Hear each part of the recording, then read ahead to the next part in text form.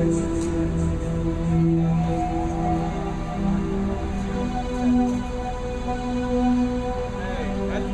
while you were waiting. I know. Don't stop now. Let's do it. That's okay. I'm not ready yet. Unaccustomed as I am to public spitting, 80 years ago, our ancestors, my forefathers, were saying to my 3 mothers, "We can't go on like this. Don't you understand? People can't add up." So we subtracted experience from revelation, and suddenly we came up with an idea that ideas might hold sway. Nobody believed them because they had the program, the matrix. It had put them in the grid. Everyone was content to be content. No discontent allowed. If you had a spare thought, it was towed away in the tow-away thought zone. Clouds, of course, were questioned as to their meaning and design. Are you Cumulus? Are you Cirrus? Are you Stratus Corporation? Everybody asks the same question. Why is the sky not smiling? Why are our smiles upside down? Why do our 3 eyes only end up with 2? What's going on? We decided to ask the computers. We said to them, "Oh, mighty computer, you rule our life. All our eyes are on you at all times. We are staring at the screen. Will you please tell us what your dream is?" The computer said, "Control, delete, control, delete." I had no memory then. I was random access. I simply asked my friend Trev, "How did you get to be Yorkshire?" He said, "Castleford." I said, "How did you?" And he said, "Castleford." That was the answer I want to know. Because location, Bowie, location is everything. If you are in a particular spot at any time, from that spot you can transmit live to air. Now some of us are only partially alive, but even so the camera's watching everything in front of it.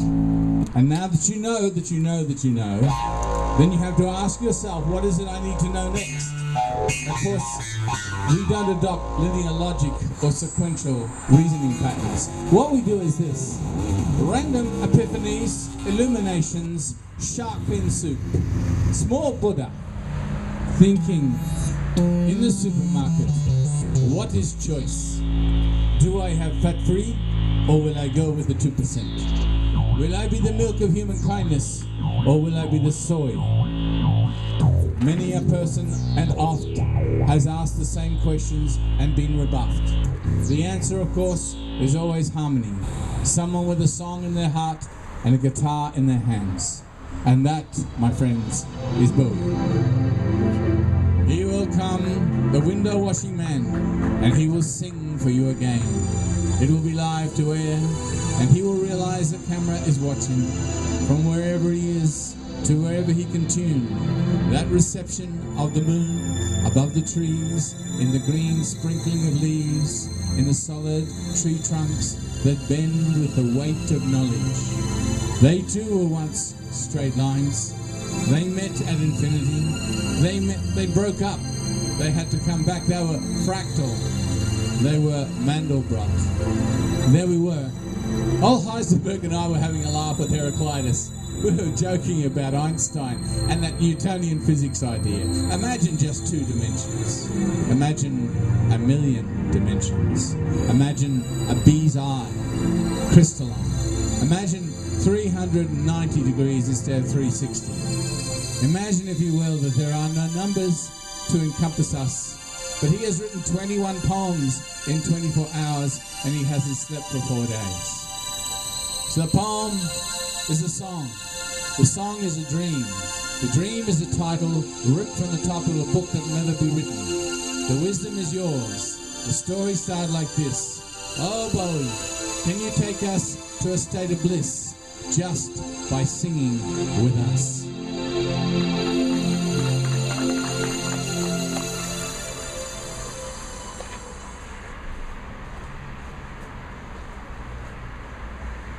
Welcome, everyone, to Full English Cafe. And thank you, Thom, for that beautiful, inspiring poetry from your heart, from your soul. I'm Bowie.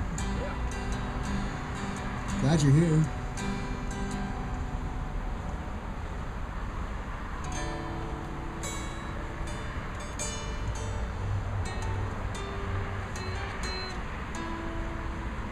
plug in.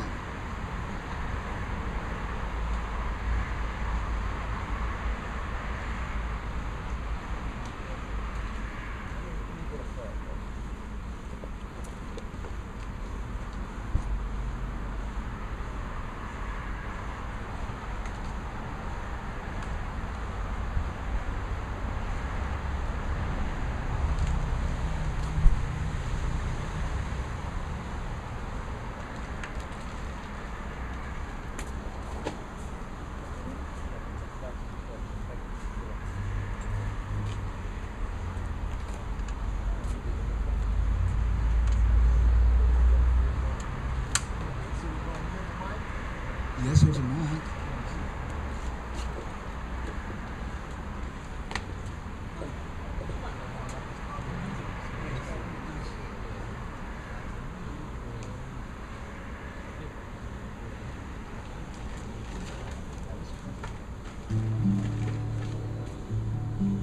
And the mic? How about the mic? Okay. Thank you for your patience. Our sound man is out today.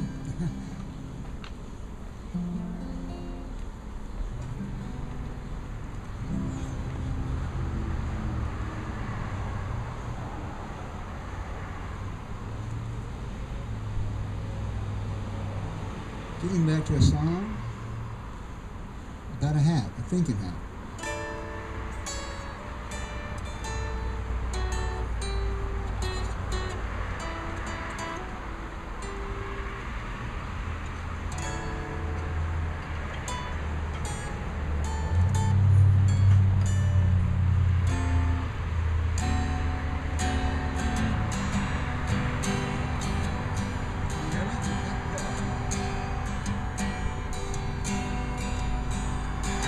Rhythm, rhyme, or reason, glad you could stay. Good food is in season at this friendly cafe. Poet, musician, artist too, bringing your treasures old and new. Share them with others, they'll appreciate you. Come shine your light and let's go to this treasure talent show.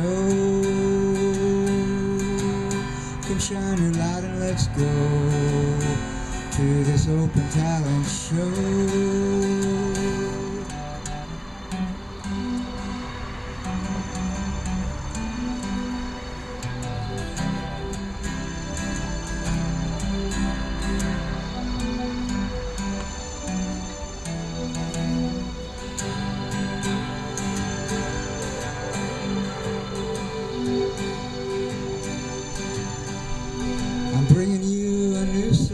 Smile.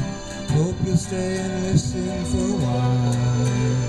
Your time is on your side. Feel free to come along and join me in this happy, peaceful song.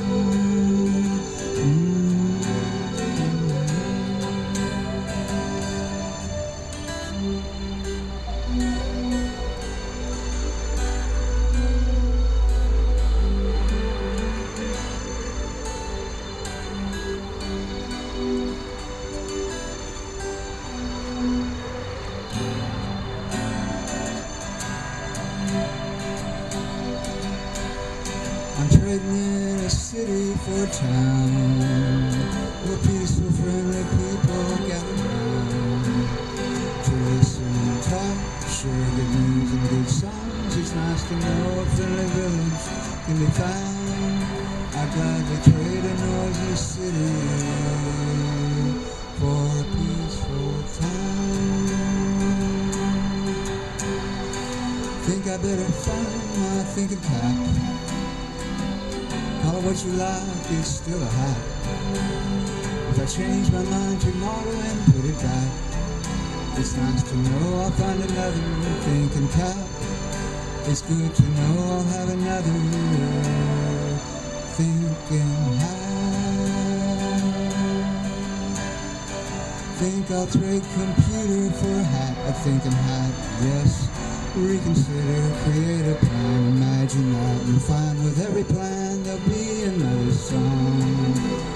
And for every song you feel like you belong.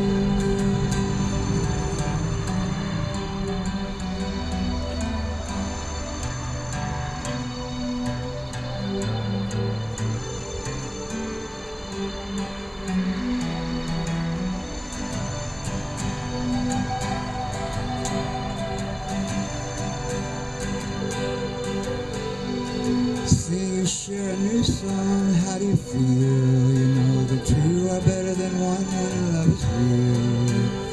If you feel the way I do, we'll know our love is true, and hope we'll be together very soon, and believe we'll see a beautiful dream come true.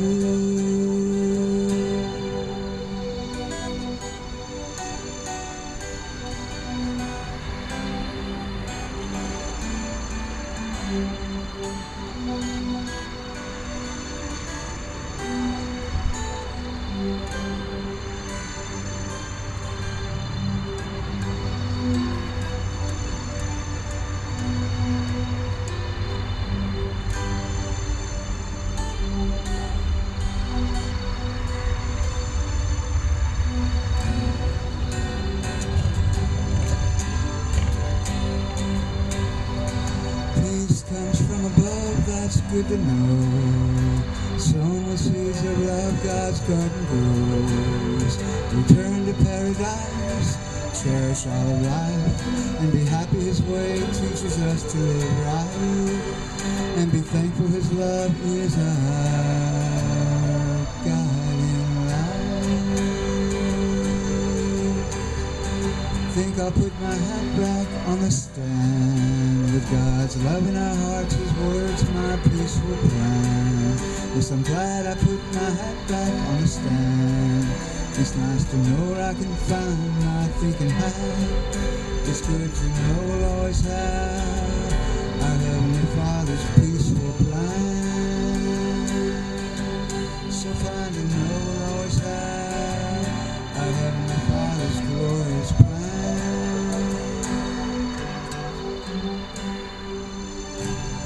Thank you. Don't forget your hat.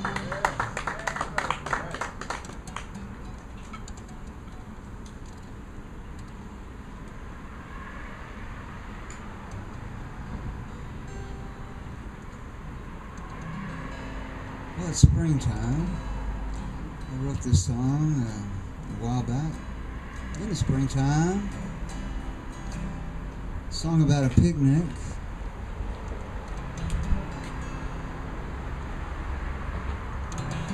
Oops, sound check.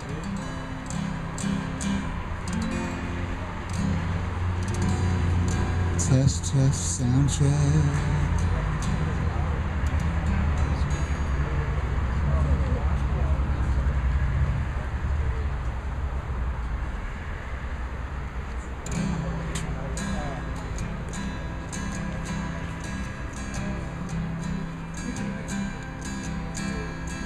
Coffee to me, you must have known I was free. Right from the start, you captured my heart. Out of the blue, you knew what to do. You smiled at me, and I smiled at you. And now I'm back for more of your sweet company. You see, it's you I adore, and I hope you are free.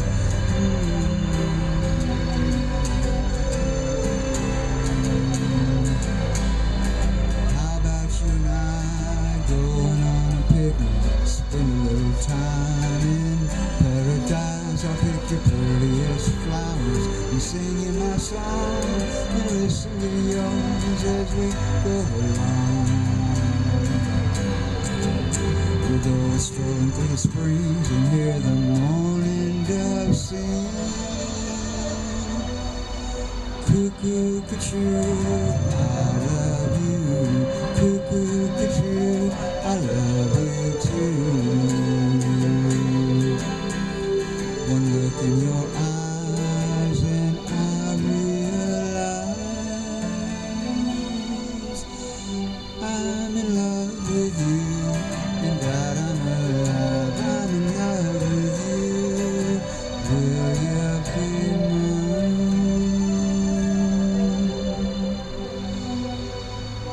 Thank you. I just love those love songs because somewhere deep inside of me, I know we all come from there.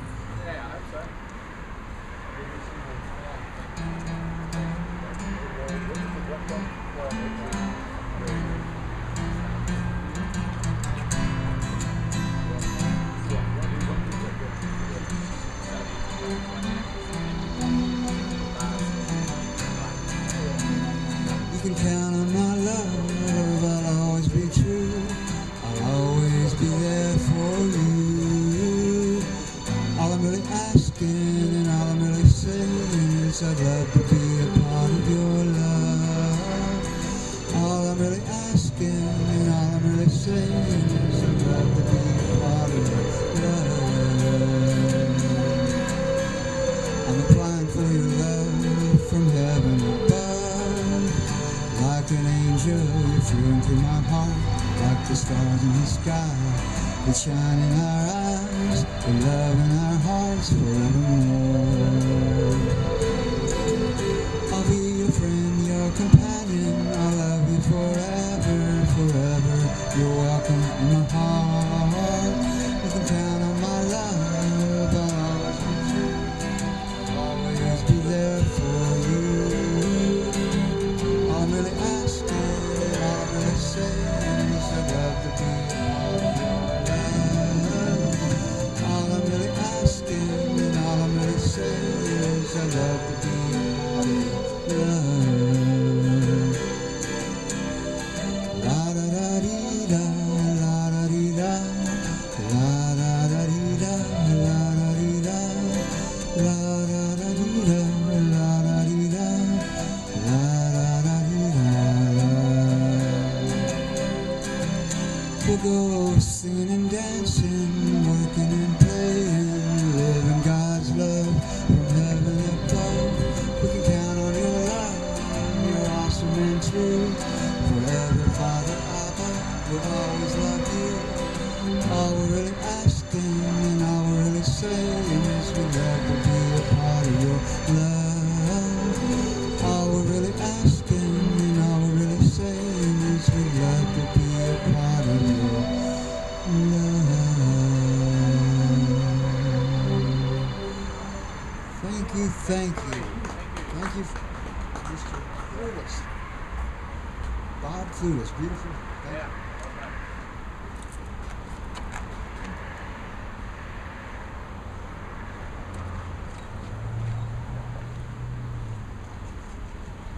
I'm Trevor from England, as you can probably tell. I don't speak with a southern drawl. Excuse the poor imitation. And I'm the Trevor that features in... I don't like talking behind them things anyway. I'm the Trevor that featured in Thom's poems, that spent a few days without sleep, and I've written since, well, I know on poem 2022.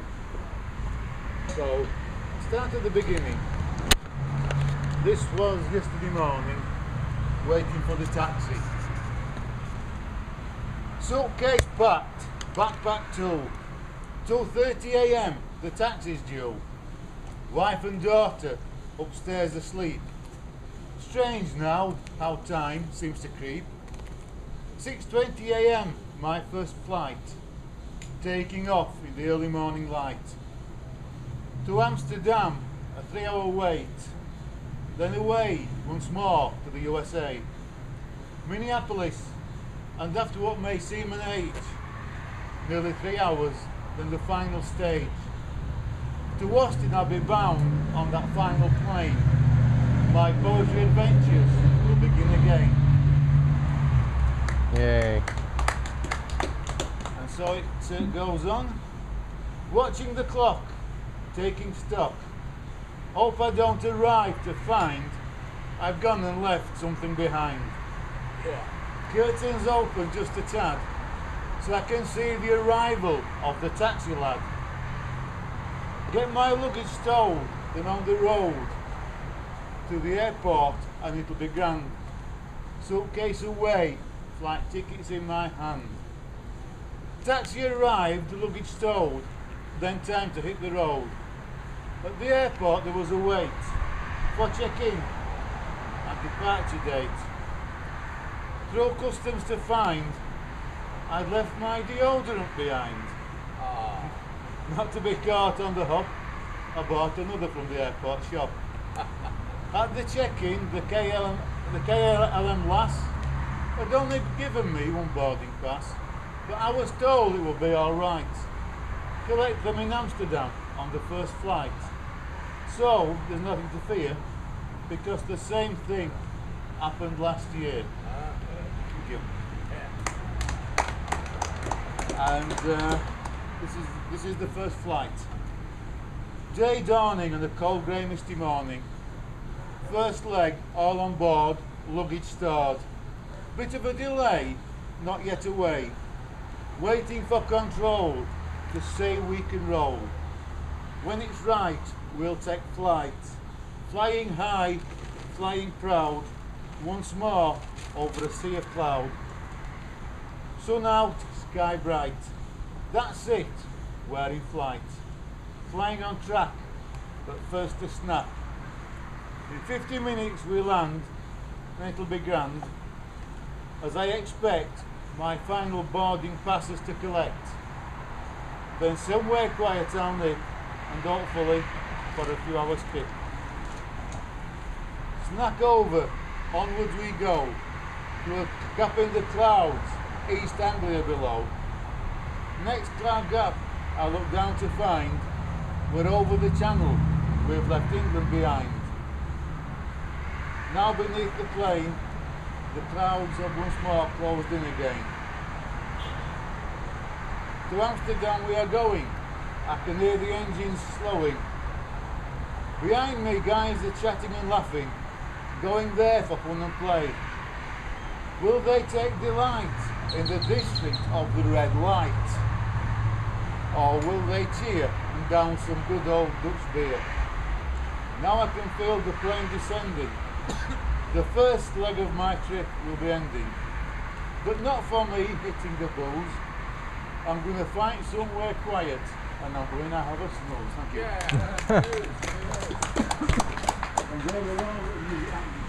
Yeah. I'll play some.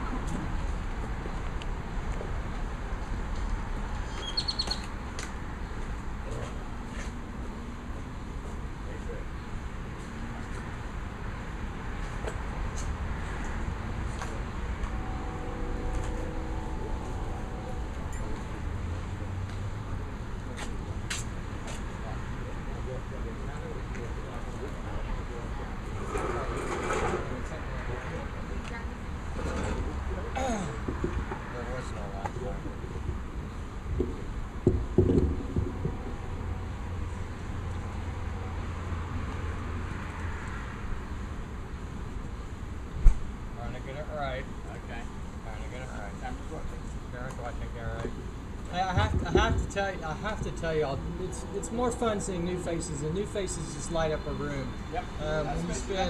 When you spend all week coming to these things month after month, and you see the same faces, and it's the spark of a new face that actually starts the show going.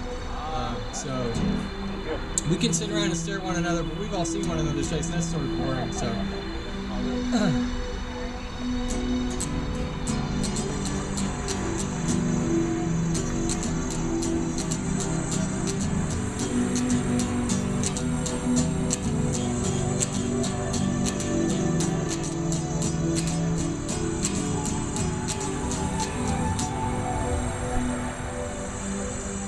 I was here last night, and that was one dream ago. So now I gotta catch back up again. What the hell's going on today? Let's see.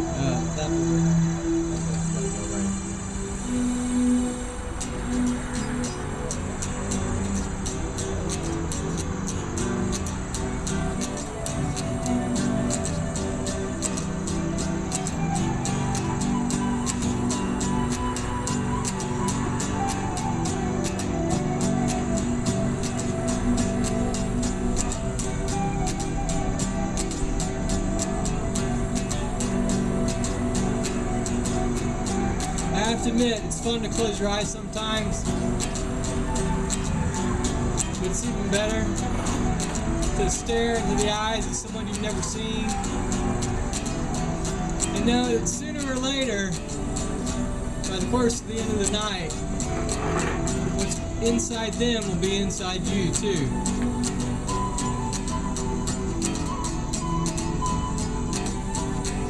Wouldn't it have been easier if God had made us open cups or flat planes? But He didn't. He made us these little containers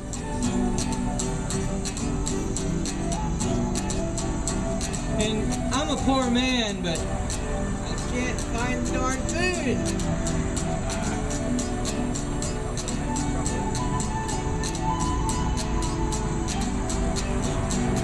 I guess you just gotta rely and let the guitar do what it wants to do.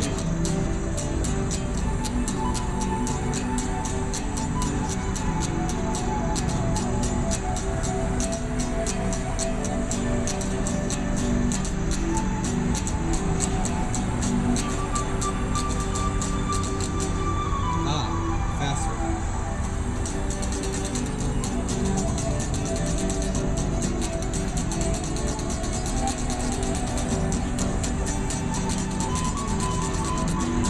2 weeks ago, we talked about stones because one of our family members passed away. The grandmother of one of the owners had died. That's 2 weeks ago. This is 2 weeks today. And all I want to do is talk about life and love and letting go of anything, even my mind. Maybe it doesn't really have to rhyme, but it's cool when it does.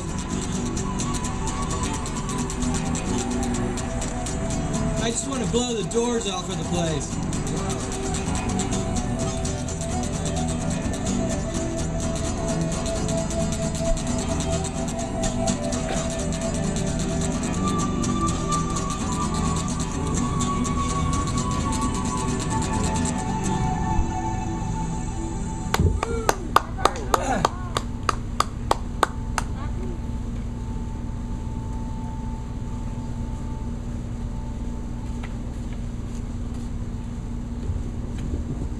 I want to thank my friend Mr. Mudd, his name is Mudd, for being angelically harmonic.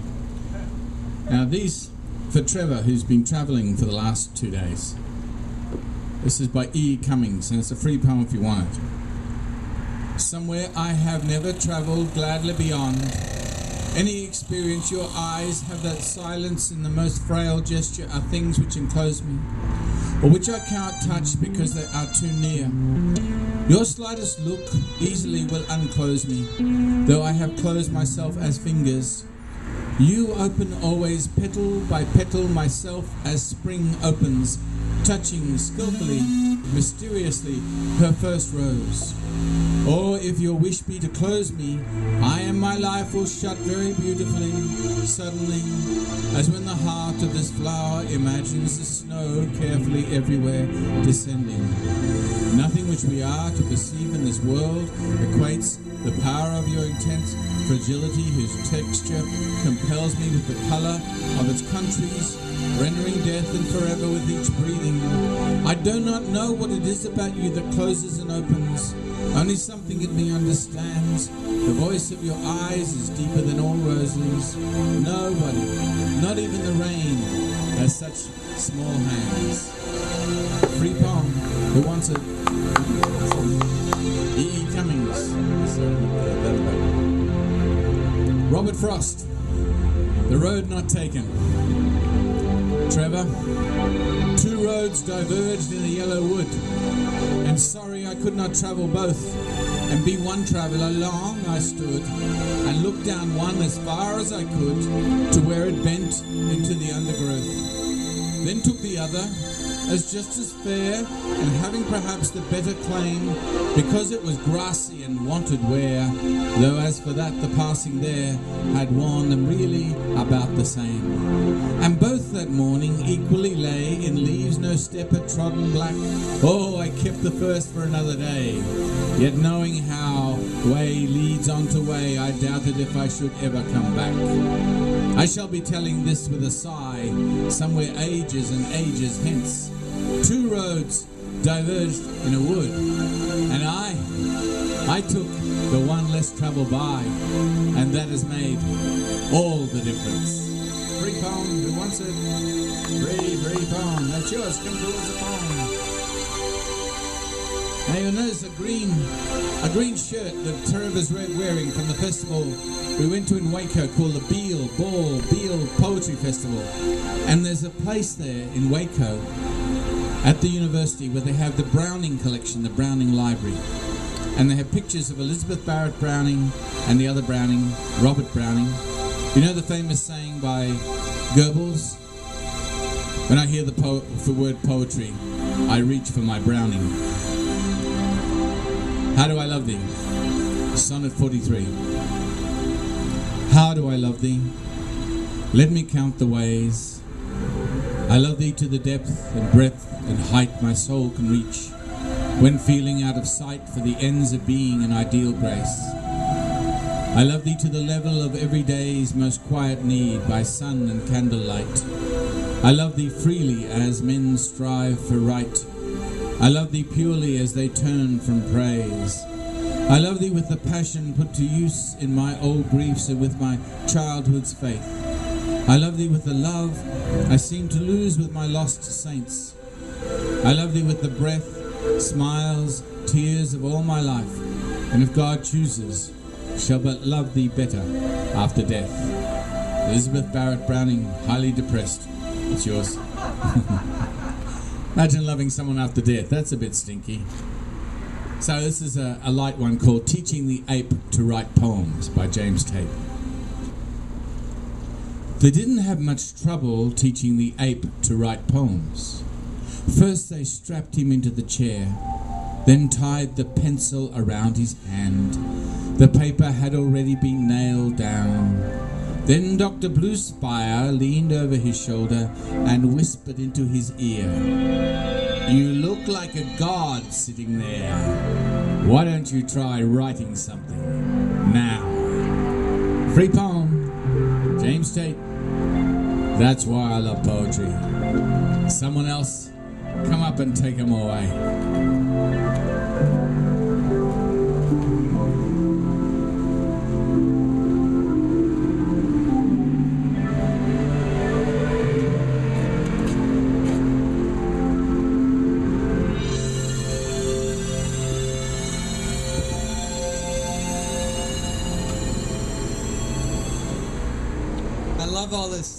I love all this love poetry. It seems like a conundrum, but for me, when I feel most loved, it's that a woman is looking through my eyes. And I've been single a very long time now, and it's not disconcerting.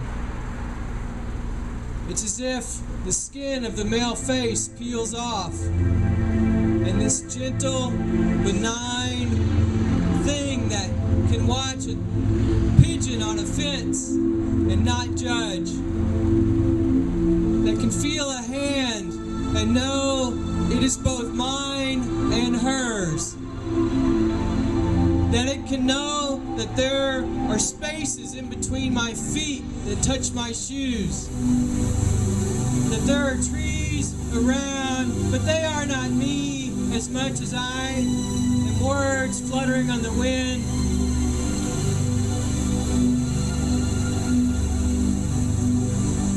Soft, sweet sounds like quiet, like silence, like the space that somehow divinely allowed us to grow, for were we too tightly packed in this world, it would stifle us.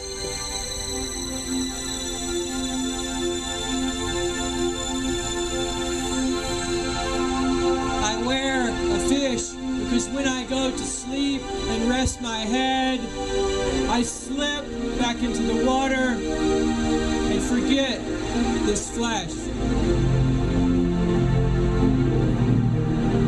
I awaken in the morning and see hands and know that somewhere else someone has them too.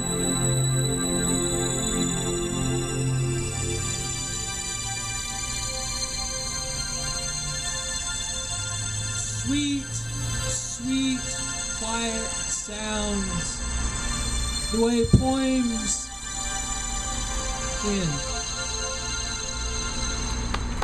Beautiful.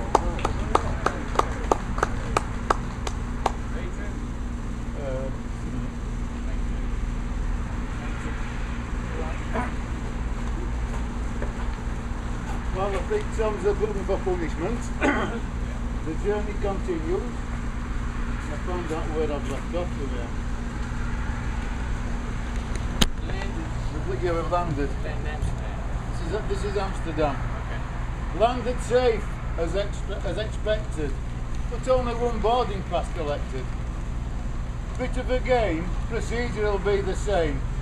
Talked with the guys on the previous flight, spoke in jest, wished each other all the best. Then joined the queue for gate E22. Now a short wait at the boarding gate. Then once again, I'll be on the plane. Part of the passenger quota and journey's end when we descend, landing in Minneapolis in Minnesota. Second flight, something not right. Pilot spoke on the intercom to say, there may be a slight delay. We were told a problem with the cargo hold. Then he let us know in Minneapolis they got snow. And being a funny bloke, of it he made a joke. Then to our delight, he said the old was now alright. And we'd leave on time on our flight, be on our way to the USA. Oh, yeah. We're off the ground, headphones have been brought round. In-flight entertainment, watch, listen, play, and more.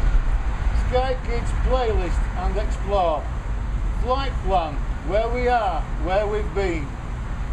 If not for the clouds, what could be seen? And it also lets me know how long this flight has to go. Waking up, I lifted the window blind, looked out to find what I thought were clouds below was land covered in snow. Flying over that land so white, an hour and 20 minutes of remaining flight. Knowing the snow went all the way from Canada to the USA. But the only thing I wanted to hear was they kept the runway at St. Paul's Airport clear. Arrived at St. Paul's on time to a wintry climb. Plane parked, we disembarked. Through immigration, quicker than expected. Final boarding pass, now collected. Gate G9, all seemed fine. The walk there seemed long. Then I found the gate number was wrong. I thought, oh heck, then a quick check. The correct one found, and there I was bound. Now it's rest for the plane, I'll wait. Hopefully reach Austin by 8:30. Called to board my final flight, I went with eager delight. To the plane door, excitement beginning to grow. At the same time, it began to snow. It seemed hard to believe winter still had a trick up its sleeve. Down the runway we did go, faster and faster we did go. Now we're above the clouds in the early evening sun. When I reach Austin, my journey's done. But one last thing I'll tell, I hope it's not snowing there as well. And this is one I wrote this morning. I'm now here in Austin. I went to bed about 12 o'clock, and for some reason I was up at 4:30. Eventually I got up and started writing. I arrived last night, my final flight. Called at the car hire place, then to collect my case. Good time management was my intent. It worked because I hadn't lurked. All went right, drive to the motel for the night. Didn't impact because it was my intent to take in my first poetry event. To the full English bound, my GPS it found. Met Thom and Bob, we were all delighted. Thanks to Sue, I got up and recited 3 poems I read, then away to my bed. I'd come a long way, it had been a long day. Feeling tiredness over me creep, thinking time for a good night's sleep. And carry on. Appreciate it. Yeah.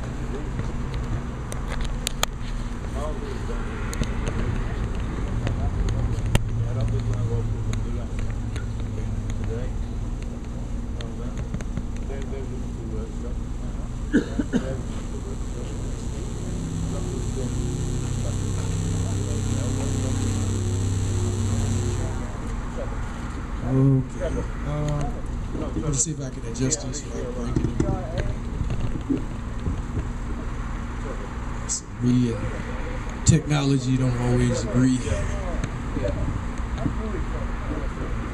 Oh, okay, that went without incident, so I guess we can try to move on. I just got off work, and I hate my job, so I have to decompress before I can read. So I had a chance to sip on a little coffee for a minute, smoke a little bit, so feeling all right. Let's see. I'm gonna do one piece and then I'll come back up, so kind of ease into it a little bit. I'll try to do too many pieces at one time. So let's see. Just got off, so I can't really think. Should I do an enigma called separation or blind interpretation? Blind interpretation? Okay, thank you. Thank you, Megan. Appreciate it. This is my friend Megan. It's like class, hi Megan. Okay. Blind interpretation. I contemplate a deeper meaning to fate. As I stare into a cold, dark void, I try to avoid looking into the eyes of fear. With every bit of metaphor, lifetimes collapse. I'm standing on the bottom of the bottomless pit, walking up stairs of light, hoping fate will politely open the door to the 13th floor. I leave my pen deep in the basement, in a cellar where it ages like a fine wine. If you listen carefully, you can hear even the faintest of heartbeats. Have you ever listened to the silence of the sunset? Silence weeps in silence. I walk alone, invisible, as shadow without voice. I'm as amorphous as an eclipse, which blinds dark rivers. Man's death occurs before death. I'm going to stop right there and pick out a little bit. Like I said, ease into it a little bit. Thank you. Oh, I'll keep going. Hey, ease into it.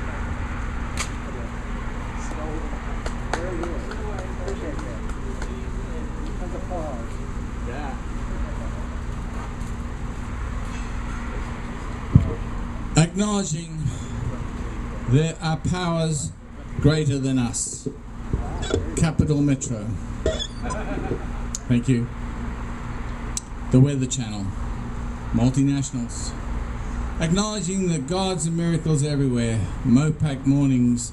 I-35 rush hour survivings. Acknowledging that we're all connected. AIDS, SARS, chlamydia. Acknowledging that war is obsolete. Domestic violence, restraining orders. Acknowledging we are fragile as economies, trustworthy as governments, able to change everything except ourselves, role modelling futures, dancing with fears, fueled by junk, creating disposables, rationalising to integrate cognitive dissonance, and still here tonight, and healing tonight, writing, reading, watching, listening, and perfect in our making of mistakes. Evolution has not finished. In fact, it has yet to start. And it looks, is it going to rain? No. Austin does not speak rain. No. Clouds maybe, occasional, 10% midnight, here we go. Austin doesn't speak rain, cars collide, creeks overflow, traffic is halted, roads blocked, gutters clogged, drains filled with debris, brushedowns, tubes. Austin speaks Republican dry rock, round rock, enchanted rock, rock and roll nostalgia. It does not speak rain. On the wettened streets, random rear endings connect and click like carriages of cell phone speakers, skidding on surfaces too slick to stop them, meeting, deep kissing, tongue to tongue, metal to metal, intimacy, conjunctive, unavoidable, expensive, hit, release and hit again, numbers, names, registration, we exchange like news of rain as drops, drip, relief into this too cracked, drought-skinned earth. Opening up is hard these days. Letting soft rain in, an option forgotten in the dog days of August. We slip the streams of April, spring into file and forget. We lose the chilled winter reminders and do not mention snow or ice to Mopac drivers. As emergency lights flash, continuous as movies, little Austin has yet to learn how to speak to Spanish clouds, black nimbus, authoritative cumulus, serious stratus corporations. Minorities compete for our distracted attention as we skid between the murder of pedestrians and the casual killing of cyclists. One day, we may learn the many languages of raindrops.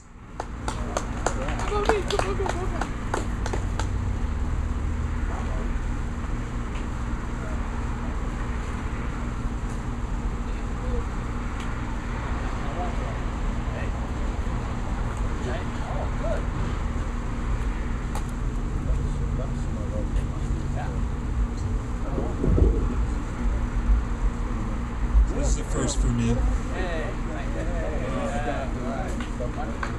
So there are two short poems and one semi-short poem, actually, but longer than the other two. The first one is called Apology to My Mother. It's, beauty you possess, always more than I express. Words as these at least can pledge you beyond their edge. Mother's Day. Yep. And this other one is, I think of it as trying to understand 911. Burn me on the ground, for if you burn me in the air, so fair will I be made. This other one started out trying to be a sonnet, but I don't think it ever got there. It was just about a girl who isn't here right now, who I would prefer if she were. It's called Photographing Bluebonnets in Texas. I may sort of rewrite it as I go. So, see if I can remember it. Bluebonnets bloom in Texas. We see them, feel them in the blue and grassy spaces. Templing flowers, the breeze among them rustling. Place grows big again with these blue flowers nestling close.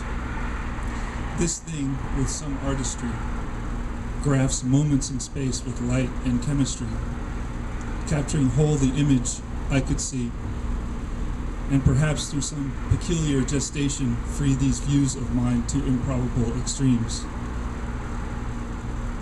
To have felt again the harmony and the hum, to have seen again the dew refracting streams of heaven, factored here as its own new sun. Or better still, you were here to see this, smiling under this wide blue sky, Texas.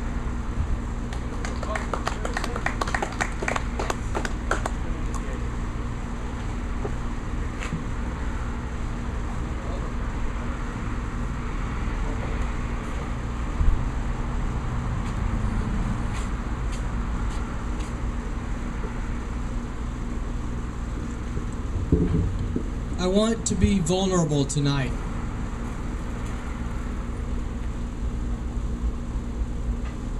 I want to be here tonight so it is the best night I have ever had. May we all walk up here or around our world tonight as if we were fresh turned dirt in a field that once held corn. Let us remember what we were before we were conceived and open up to the possibility, to the truth, that this really is all there is. Listeners, hearers, seers, places to walk, but only in all the journey, the place to arrive. I may be hurt. I may be wounded. I may feel pain and not know what to do with it. But that is okay too. That is just part of the process of what it takes to let go, to get to where we really need to be.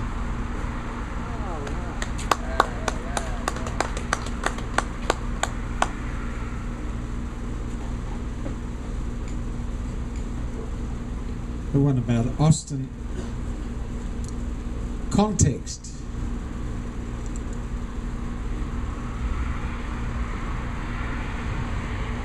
Despite my best intentions to participate fully in the celebration of life, that is the Austin poetry scene, I feel like the classic Australian tourist, half drunk in a loud t-shirt, which is not correct, but complaining that there are no pies or news of cricket in Australia.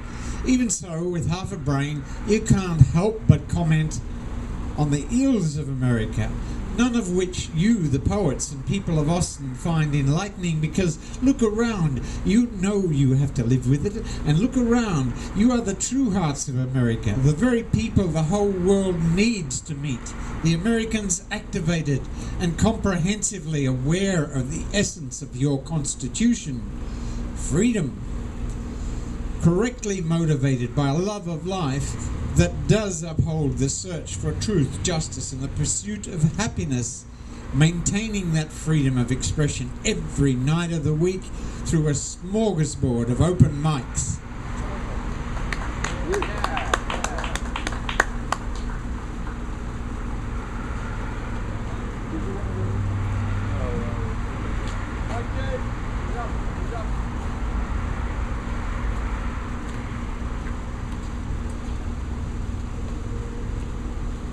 Y'all doing today?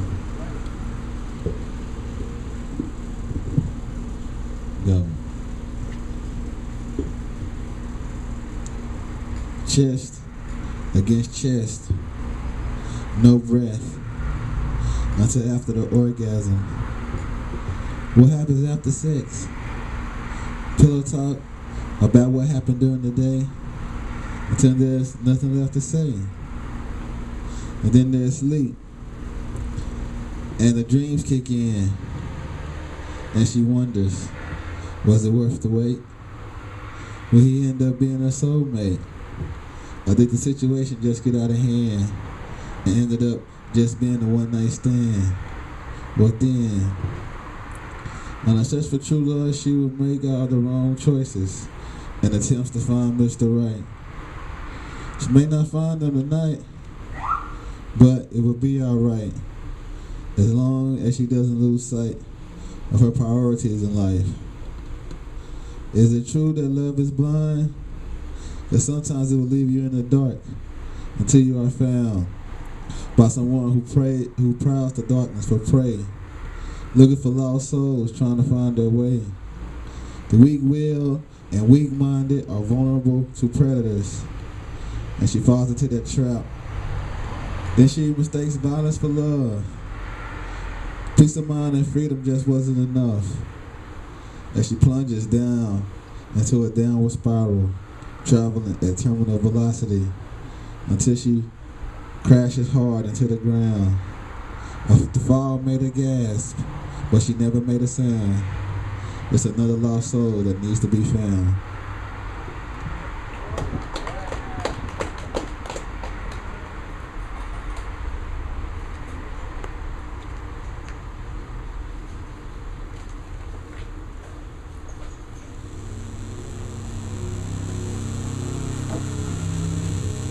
Everybody's leaving something behind these days.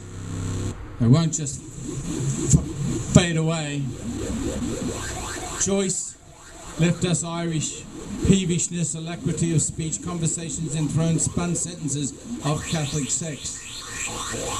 Dylan Thomas left Caitlin debt. Francis Bacon led us to believe it was Shakespeare who weaved tragedies even when we knew he was an actor, untutored. William Burroughs left the ghost of his wife, artist, murdered. Allen Ginsberg left us his body, corrupted, corroded. Nancy Willard leaves angels strewn everywhere in the architecture. John Chiade left us intelligence. Somerset Maugham left us cups of tea. Joseph Conrad left us Francis Ford Coppola. F. Scott Fitzgerald left us Hollywood. D.H. Lawrence left us Santa Fe and spiritual sex. Basho left us a frog.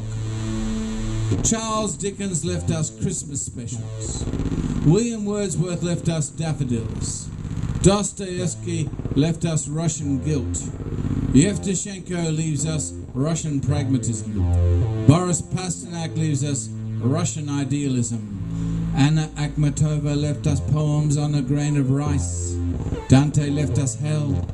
Milton left us paradise lost. Blake left us songs of innocence. Leonard Cohen left us depressed. Bob Dylan left us Bob Dylan. Bob Dylan. Bob Dylan. Bob Dylan. Bob Dylan. John Lennon left us anthologies. And I never left. I remain talking, listening, connecting to hear what you might leave behind you when you leave this evening.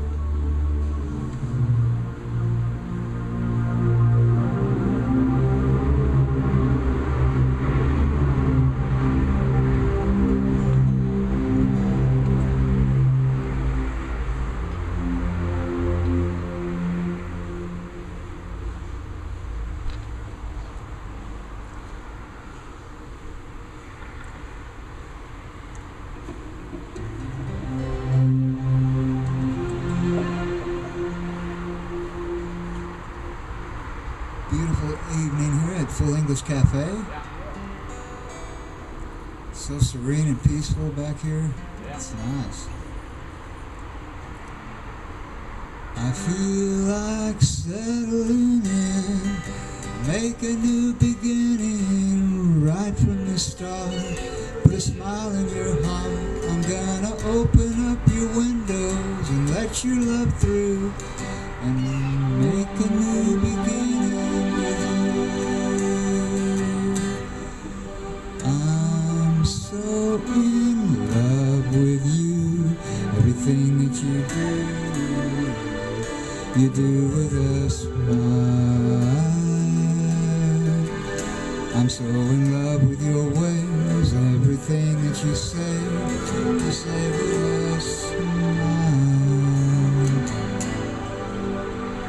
I found a cure for those blues. Been nice knowing you. Just say goodbye to those blues. I'm glad that we're through. I'll let you go up above so I can find my true love and share a song of happy good news.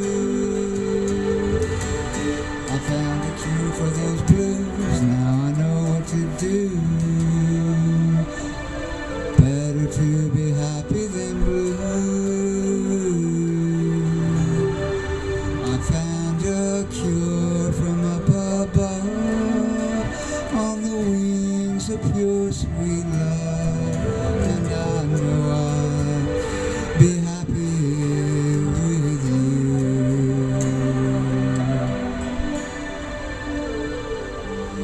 Responder si will play mi amore. Responder si will play mi amore.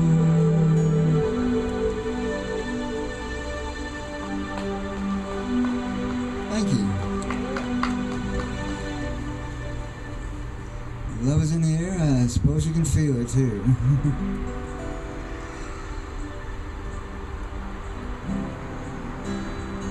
Here's a blues song that actually turns out to be a pick-me-up song. I'm a window cleaner,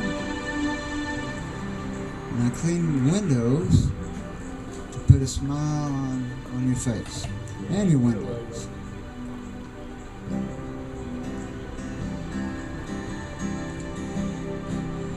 Window ranger blues in town.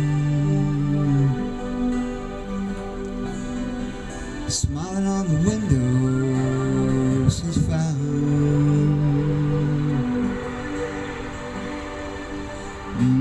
He'll wash away those blues and brighten up you will be happy when the ranger comes to town.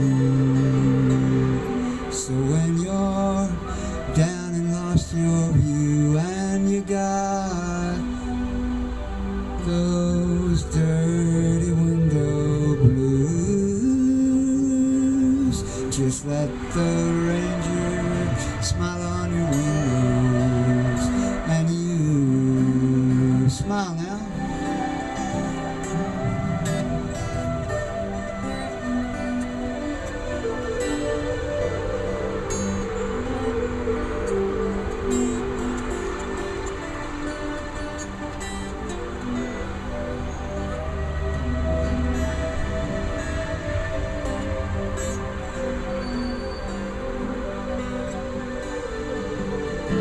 There you go. Window ranger blues in town,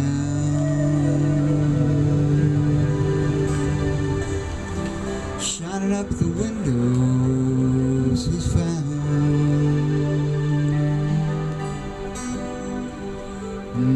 He comes from the good old school, those hard knocks and the golden rule.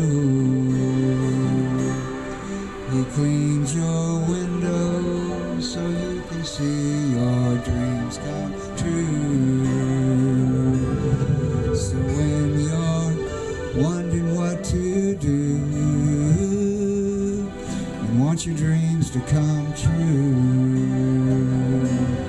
just let the ranger shine up your windows for you. Shine 'em up now.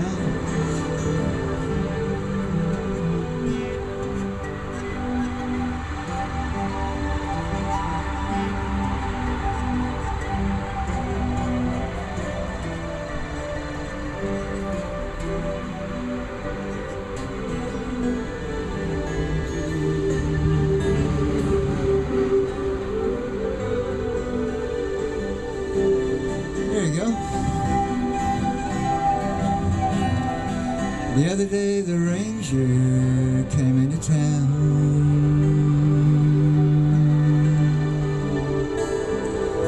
He was looking kind of lonesome and feeling down.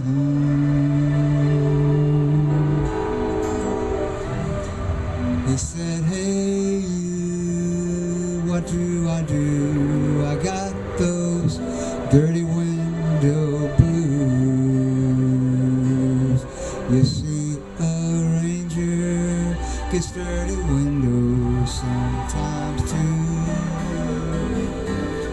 She said, hey you, don't be so blue. I wanna share a dream with you. I know a ranger gets dirty windows sometimes too. I know a ranger wants good loving, just like I do.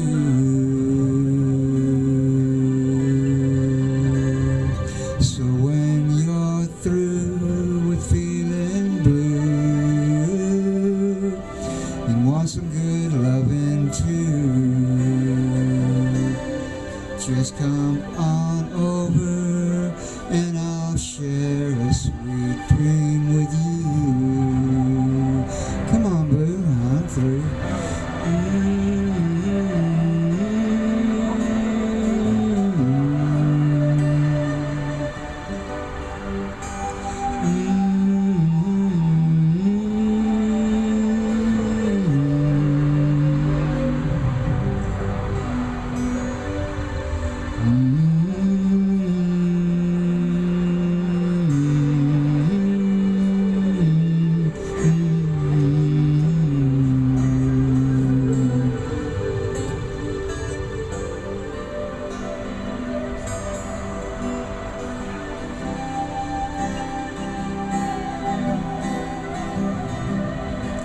Been a while since the ranger's been in town.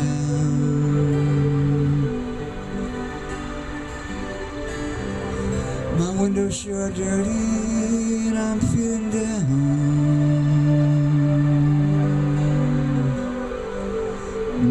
I hope he shows up soon to wash away my blues. Better.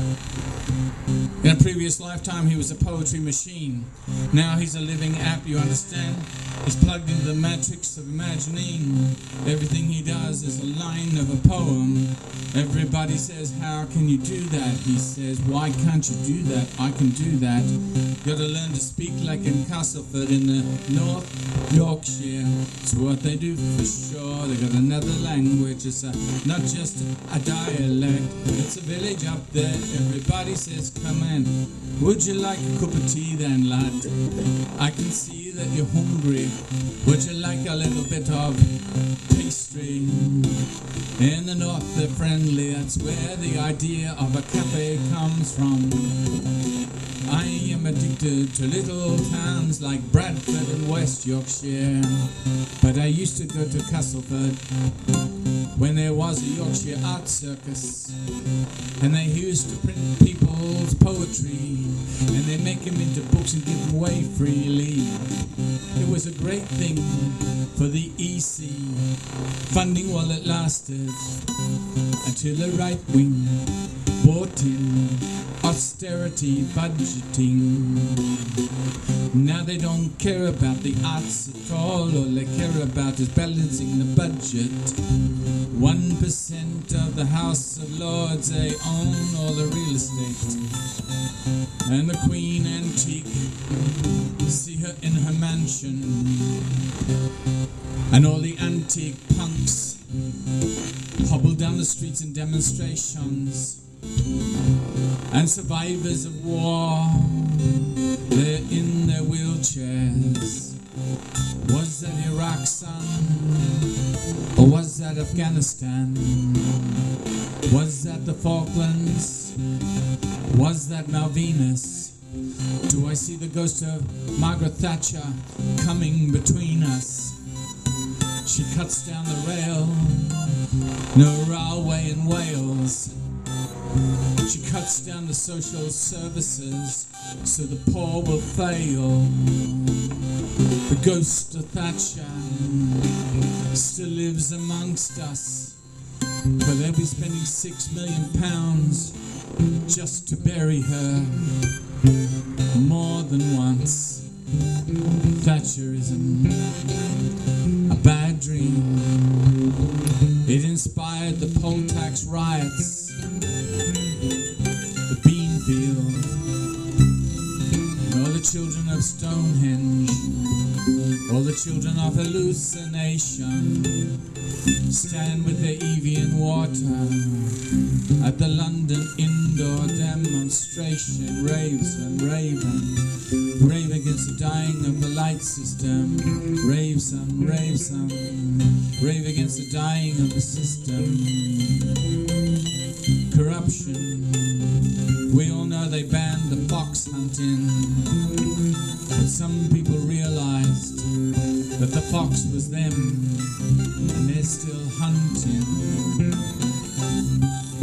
The rich will get you, the poor stand in lines for buses, crowded for shore. Get me off this island, take me to a place where there's space to live. People still have a chance to give. Optimism and altruism, I think I can live there. Welsh don't like the English, Scots don't like the English, the English don't like the English, the Cornish don't like the English. Nobody likes the English except the Americans. They love the English. I think I'll go to London. I'll have a high tea there. I'll go to all the manors, pay the National Trust again and again and again and again, again and again and again and again. got a fence around everything again. You can't do that, there's a regulation. Don't you know you can't be free in this nation? Ununited, ununited kingdom. United, ununited, ununited, ununited, ununited, ununited, ununited, ununited, ununited.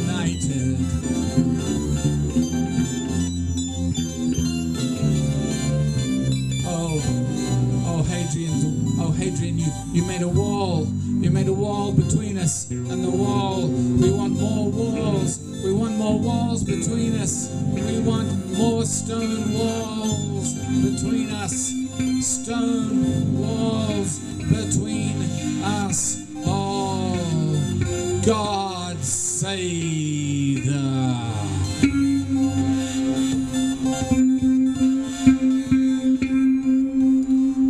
Thank you and good night.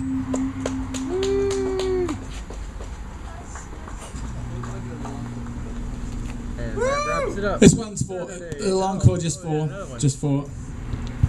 This is for you. Don't go. This one's for you, Alice. It's Elizabeth Bishop, The Art of Losing. Okay, so she loses. It's good. She leaves. That's why I love poetry. People talk amongst each other down the back and they pretend you're not there, and you know quite well you're there, but they pretend you're not there. The art of losing isn't hard to master. So many things seem filled with the intent to be lost that their loss is no disaster. Lose something every day, accept the fluster of lost door keys, the hour badly spent. The art of losing isn't hard to master. Then practice losing farther, losing faster, places and names, and where it was you meant to travel. None of these will bring disaster. I lost my mother's watch, and look, my last or next to last of 3 loved houses went. The art of losing isn't hard to master. I lost 2 cities, lovely ones and vaster, some realms I own, 2 rivers, a continent. I missed them, but it wasn't a disaster. Even losing you, the joking voice, a gesture I love, I shan't have lied, it's evident. The art of losing's not too hard to master, though it may look like, write it, like disaster. Elizabeth Bishop. One art. Oh, for poets, the parakeets. They talk all day, and when it starts to get dark, they lower their voices to converse with their own shadows and with the silence. They're like everybody, the parakeets. All day chatter, and at night bad dreams. With their gold rings on their clever faces, brilliant feathers, and the heart restless with speech. They're like everybody, the parakeets. The ones that talk best have separate cages. When April bends above me and finds me fast asleep, dust need not keep the secret a live heart died to keep. When April tells the thrushes, the meadowlarks will know, and pipe the 3 words lightly to all the winds that blow. Above his roof the swallows, in notes like far-blown rain, will tell a little sparrow beside his window pane. Oh, sparrow, little sparrow, when I am fast asleep, then tell my love the secret that I have died to keep. Hold fast to dreams, for if dreams die, life is a broken-winged bird that cannot fly. Hold fast to dreams, for when dreams go, life is a barren field, frozen with snow. Sleep, little baby, sleep. The holy angels love thee, and guard thy bed and keep a blessed watch above thee. No spirit can come near, no evil beast to harm thee. Sleep, sweet, devoid of fear, where nothing need alarm thee. The love we're which doth not sleep. The eternal arms surround thee. The shepherd of the sheep in perfect love hath found thee. Sleep through the holy night, Christ kept from snare and sorrow, until thou awake to light and love and warmth tomorrow.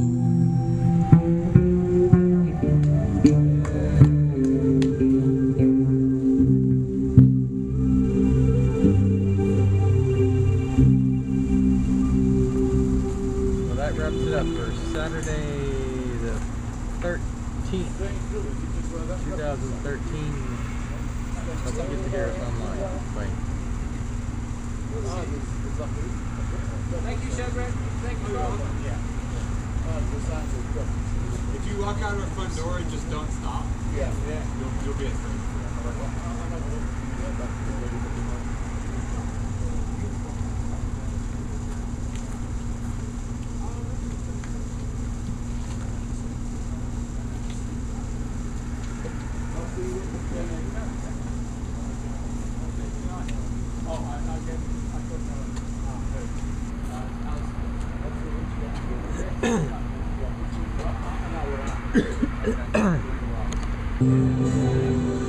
Sure will be fine when the ranger comes to town. Sure will be smiling when my window ranger comes back around.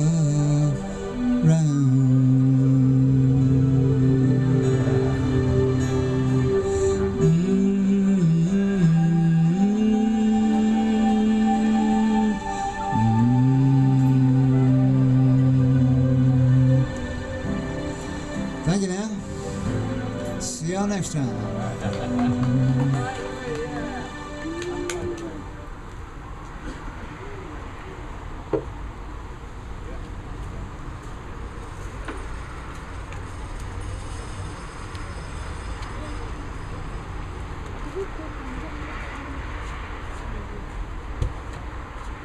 Ready? Oh, that's better. Lady and gentlemen, pejoratively speaking, I have in my hand today's newspaper. You can see the front page. The front page is about a place that Bob and I used to go to, and we used to do poetry in the waters of Jacob's Well in the hill country.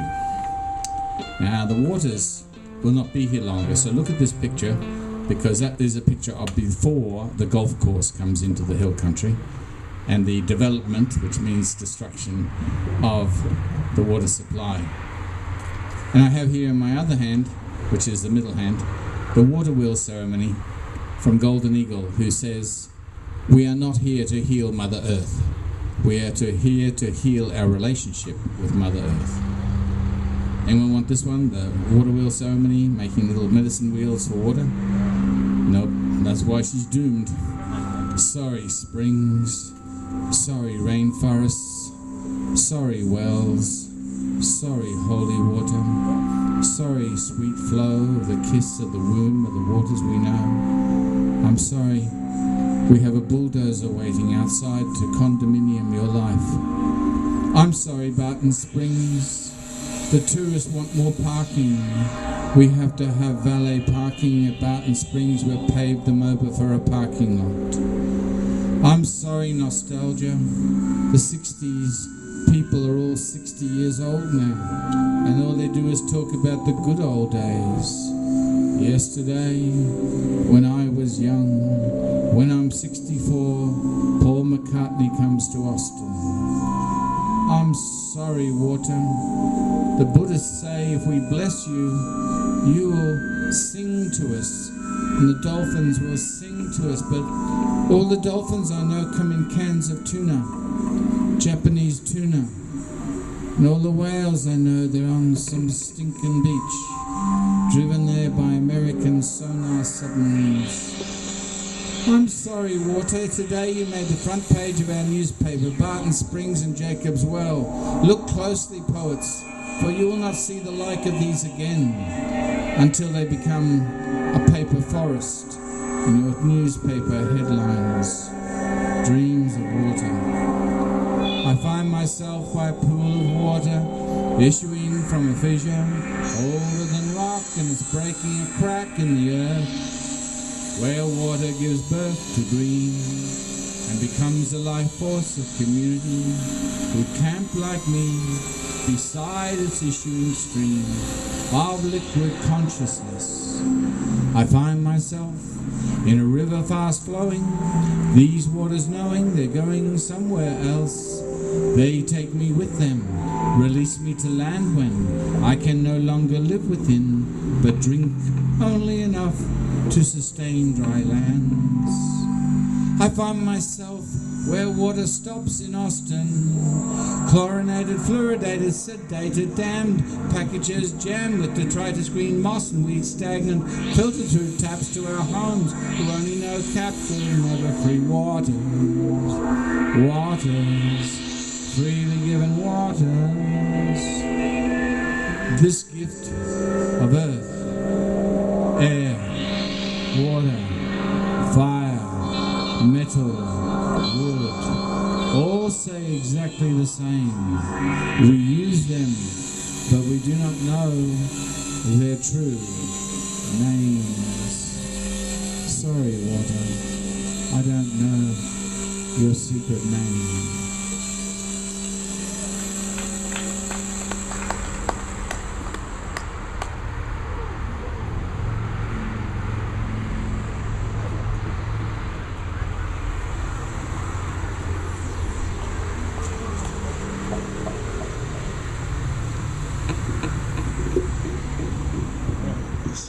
Try this again.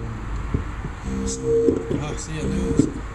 Hey, that technological challenge I have. Okay. Before I forget to ask, Thom, when you come back up, can you talk more about the AIPF, Austin International Poetry Festival? Just across the road, Strange Brew. Okay, perfect. Yeah, more information to come. Yeah, because I intentionally made certain to attend these events. All right, so I'm gonna go back to that other piece, and I'm gonna do the whole thing. I'm gonna start from the beginning, feeling it, open it up, relax now, everything's calm. Cool.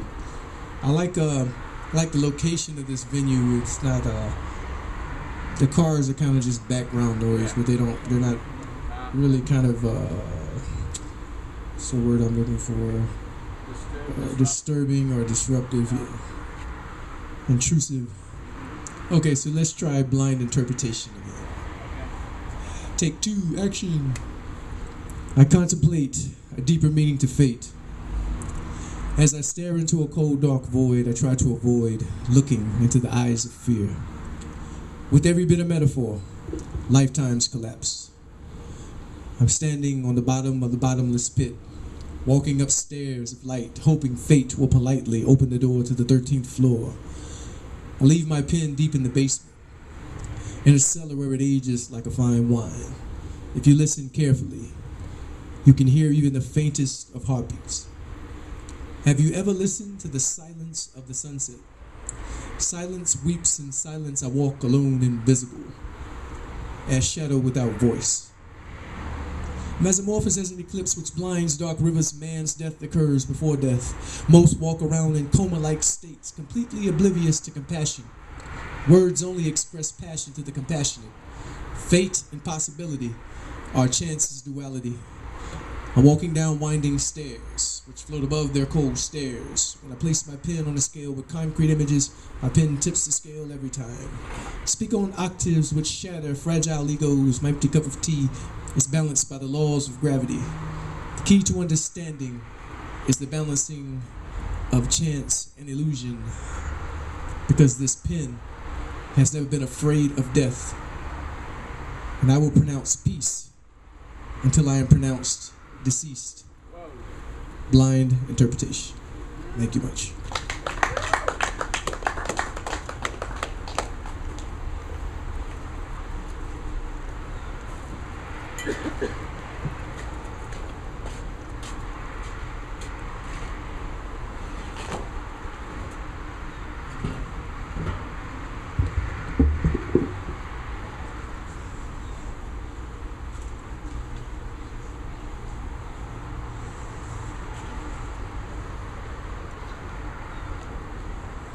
seems like you're done. Seems like oh, I don't know if this is not working.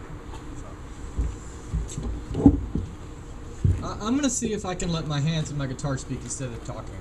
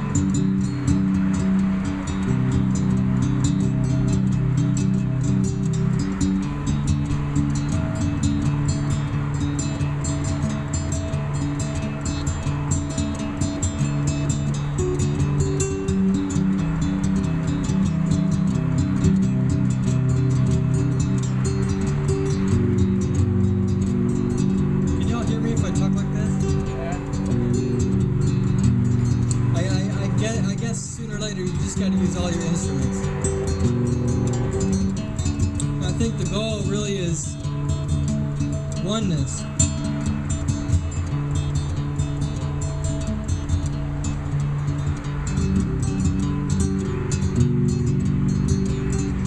I don't know, whenever I feel completely one, all I really want to do is explode, so there's not just me.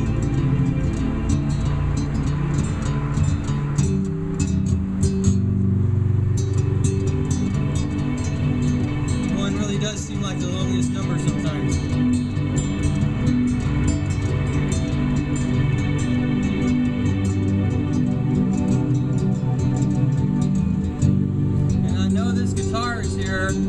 And I know this mic is here, and I know there are hands and fingers and a yard full of people,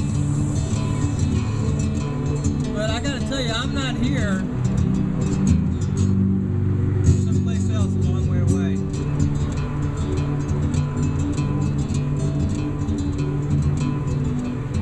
I'm in a field, I guess it's a forest.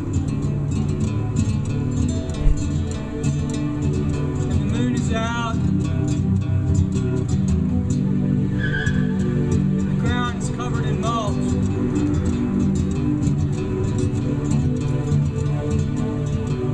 And I can hear the crickets singing.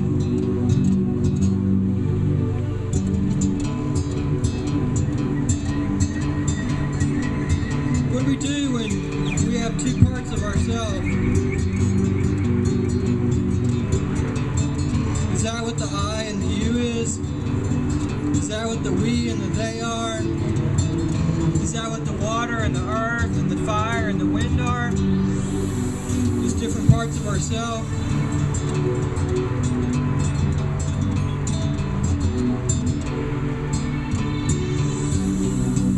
There's something eternal about the moment here and now. And I have seen myself young.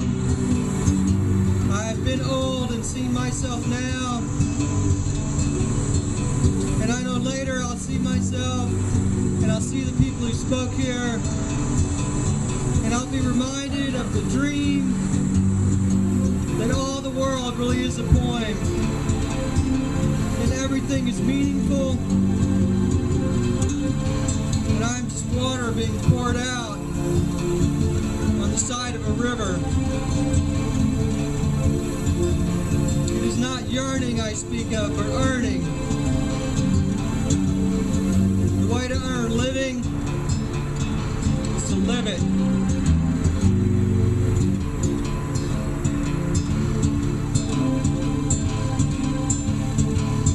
Free speech, freedom of religion, doing it openly and honestly every moment you can. It's not a right, it's an obligation.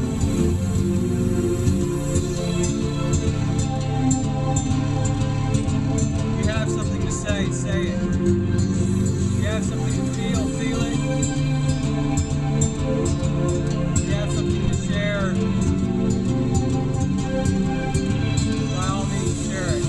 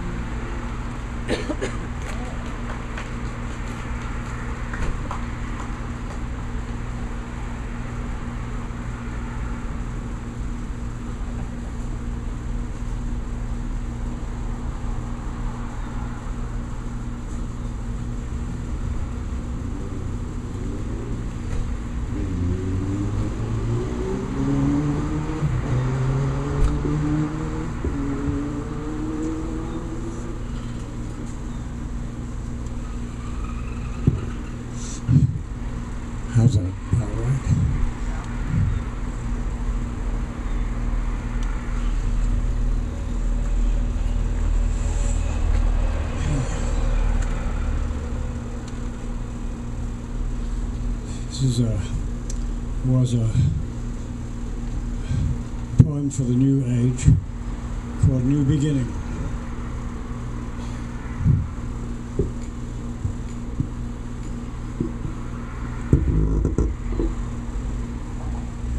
Awake, beloved, touched by gentle, loving hands. We hear the words, time to begin. We stir, still fretting troubled dreams of fighting wars no one could win. Though yet we doubt the end of trial, we shed rough blankets of denial. Rise or not from deep repose, eyes half closed, eyes half open, want to close. Light is presence, dark is absence, but what's between? Nobody knows. Come wake, the golden trumpets sound anew, a song in morning's rosen hue. Joyful, growing, humble, knowing, the wheel has spun, the battle's won. Great purpose guides our little wills. There is much still to be done. Sleep no more, our earth still lives. Sun, the source, bright gold above it. Life and breath in bounty gives.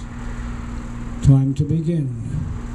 Awake, beloved, and get your ass out of bed.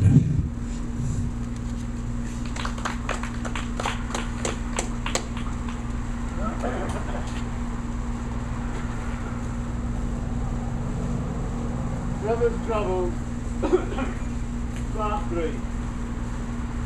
I awoke this morning and took the time to put last night's event in rhyme. Shower, shave, breakfast underway. So much to do at the start of today. Phone to get and a map so I would know where I was and which way to go. And not find out to my cost. Once again, how easy I get lost.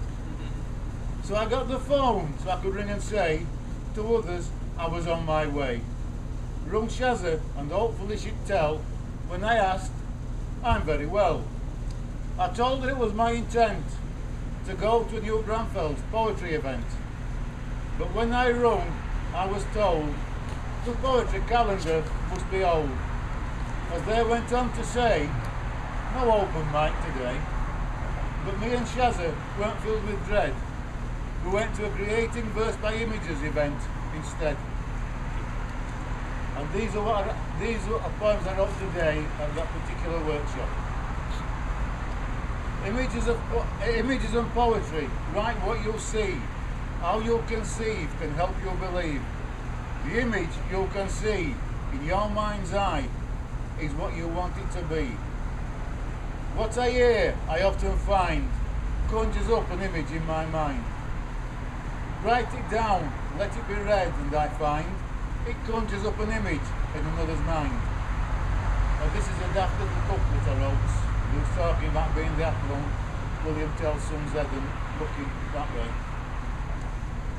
If I was an apple on his son's head and could see, I'd say to William Tell, don't poke that crossbow at me. Falling leaves turning from green to brown, some from the trees, they'll be dropping down. Trees then stark and bare, images in memory of the green that was once there. And this next one, it was written by a picture of an old guy walking up a woodland path.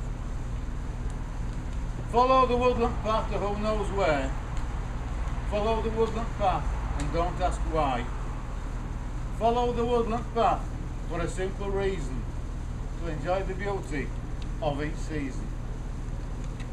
And this is from a poem called Psyche and Cupid. It's got a surprise ending. Apples ripening on a tree, maiden gazes wistfully. Why she can be so lonely, sadness in her eyes only. In the city behind, the people know why she's feeling sad and low. Do they really care about that maiden standing there? Love to give, no one to share it with. Behind her, a winged figure appears to drive away her lonely fears. Cupid's arrow from his bow will start, a hope for love in her heart. But would she really be feeling blue if he crept up behind her and just says, boo? And that's the end of this. Is one I wrote early tonight. I rung the shanty at Canyon Lake, part of the journey I would take, asking if it was right. They held an open mic on Tuesday nights. But my question was in vain. I was told no again. It seemed of late the calendar really was out of date, because it happened before on last year's poetry tour. Still, I'll not be blue. There's something else I can do. Now I've got the gist, I'll write more poems and add them to my list. So to the Full English I went, to an Austin Saturday night event. Poetry, song and music too.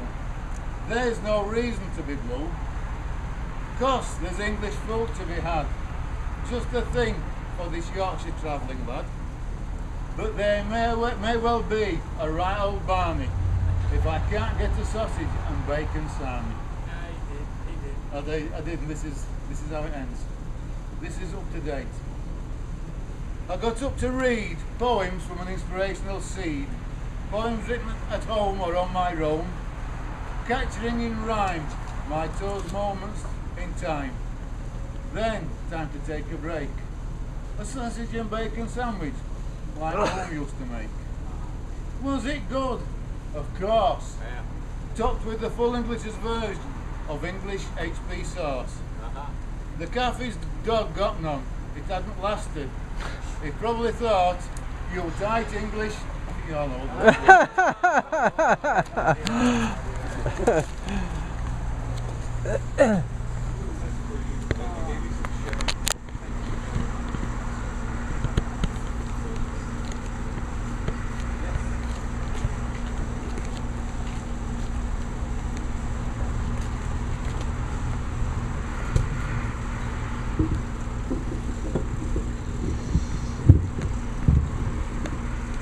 Alright, I am very grateful that it did not rain on this event because I'll tell you a funny story about the rain. I was looking forward to going to Ruta Maya on the other Tuesday when that hailstorm hit, so I was really disappointed. It was weird because after that my whole week went downhill. It's kind of a big disappointment because Monday night at Metal and Lace, it was a good reading that night.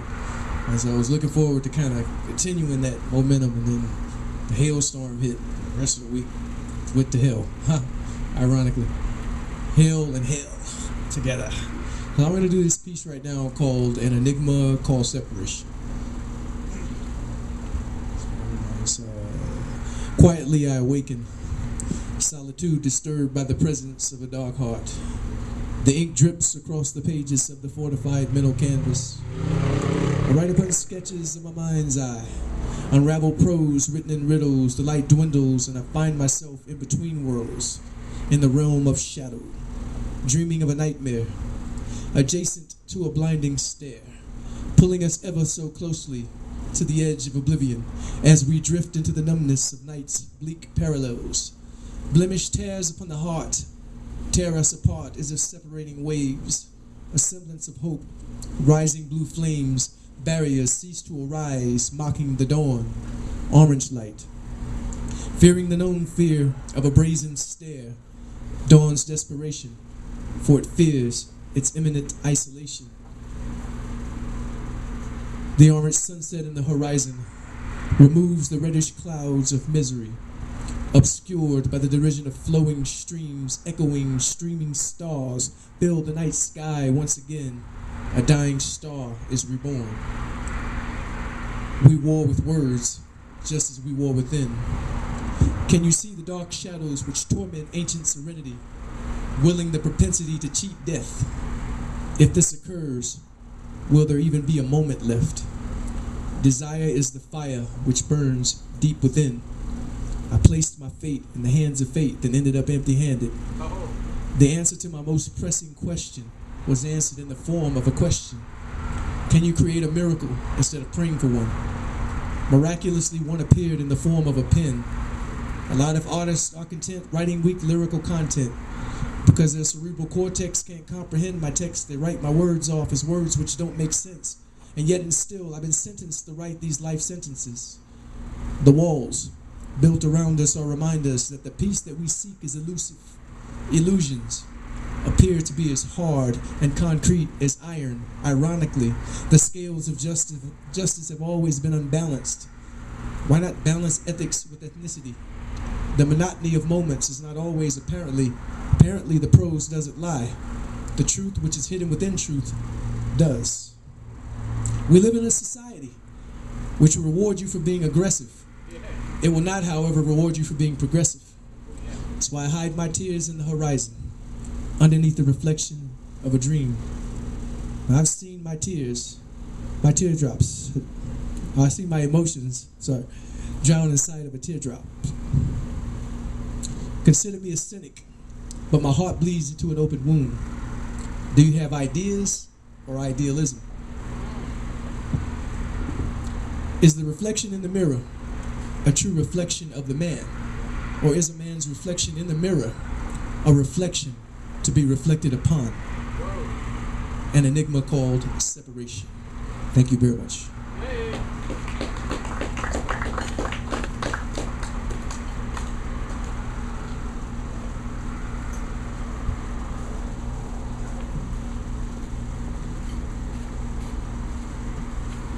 To anyone unused to living in heaven, this is it.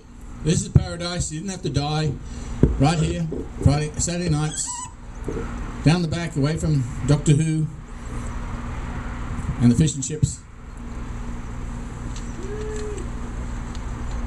I have a friend who's very sensitive, and she said to me, I want to die.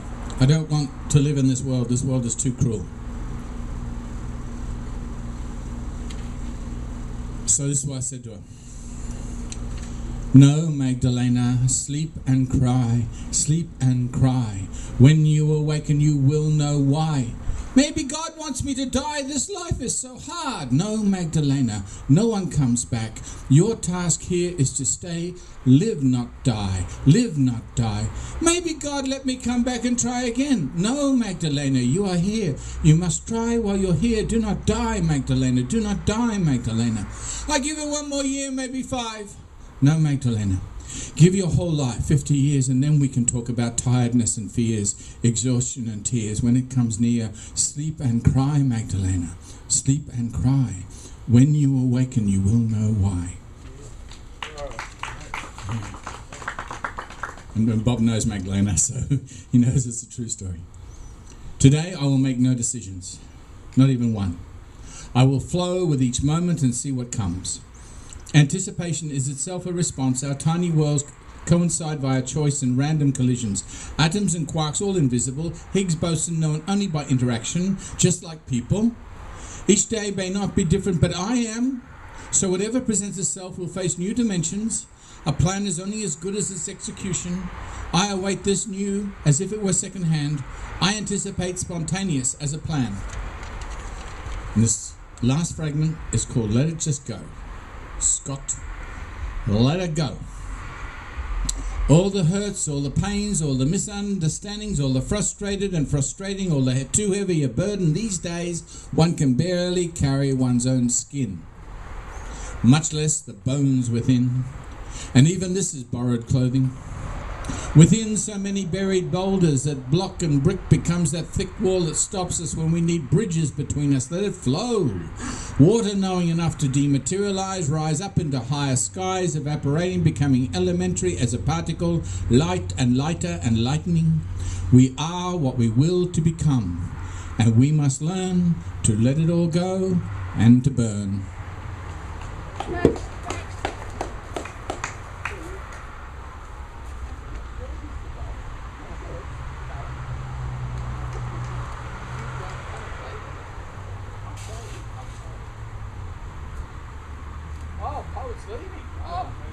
Just joking, just joking.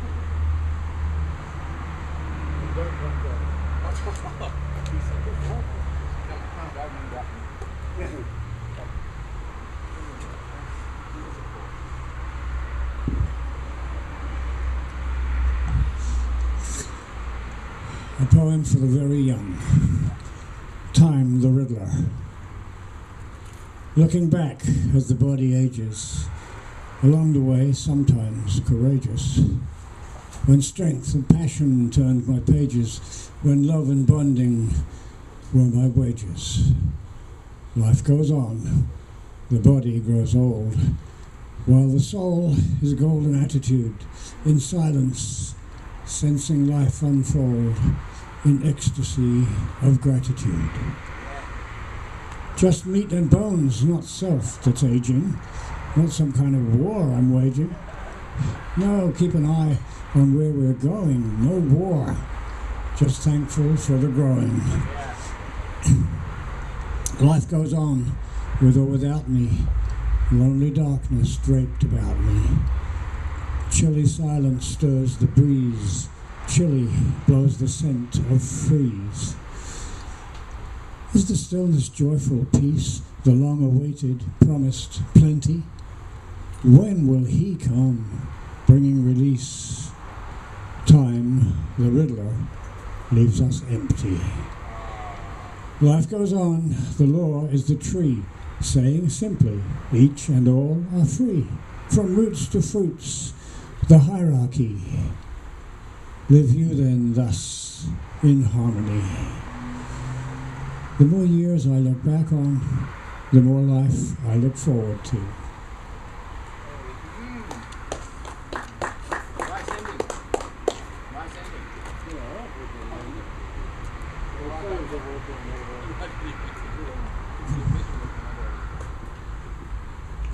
Well, something that we share. Age. I looked in the mirror for that young man I used to know, or I thought I used to know, but he wasn't there. Instead, my father was looking back after all these years. I looked away, thinking, what have I done wrong? Which led me to thinking, when will I look in that mirror and there'll be nobody there?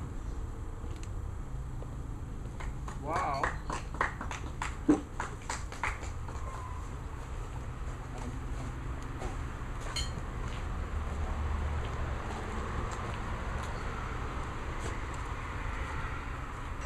So when I came to the door, Thom was reading a couple of poems.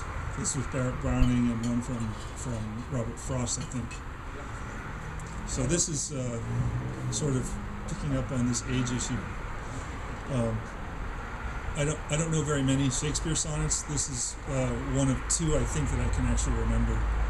It's That Time of Year. So That Time of Year, I'm going to sort of rewrite it in current English.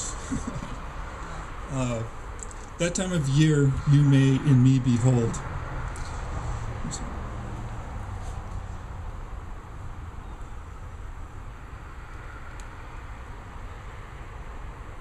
I can't remember it.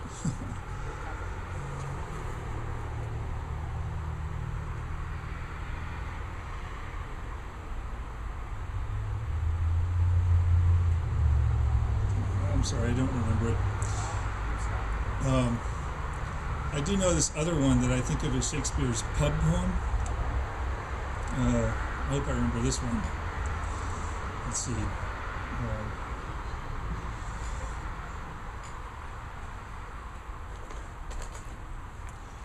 My mistress' eyes are nothing like the sun. Let's see. So my mistress' eyes are nothing like the sun. God, I don't remember it. It's funny when you get up here, you can't remember anything.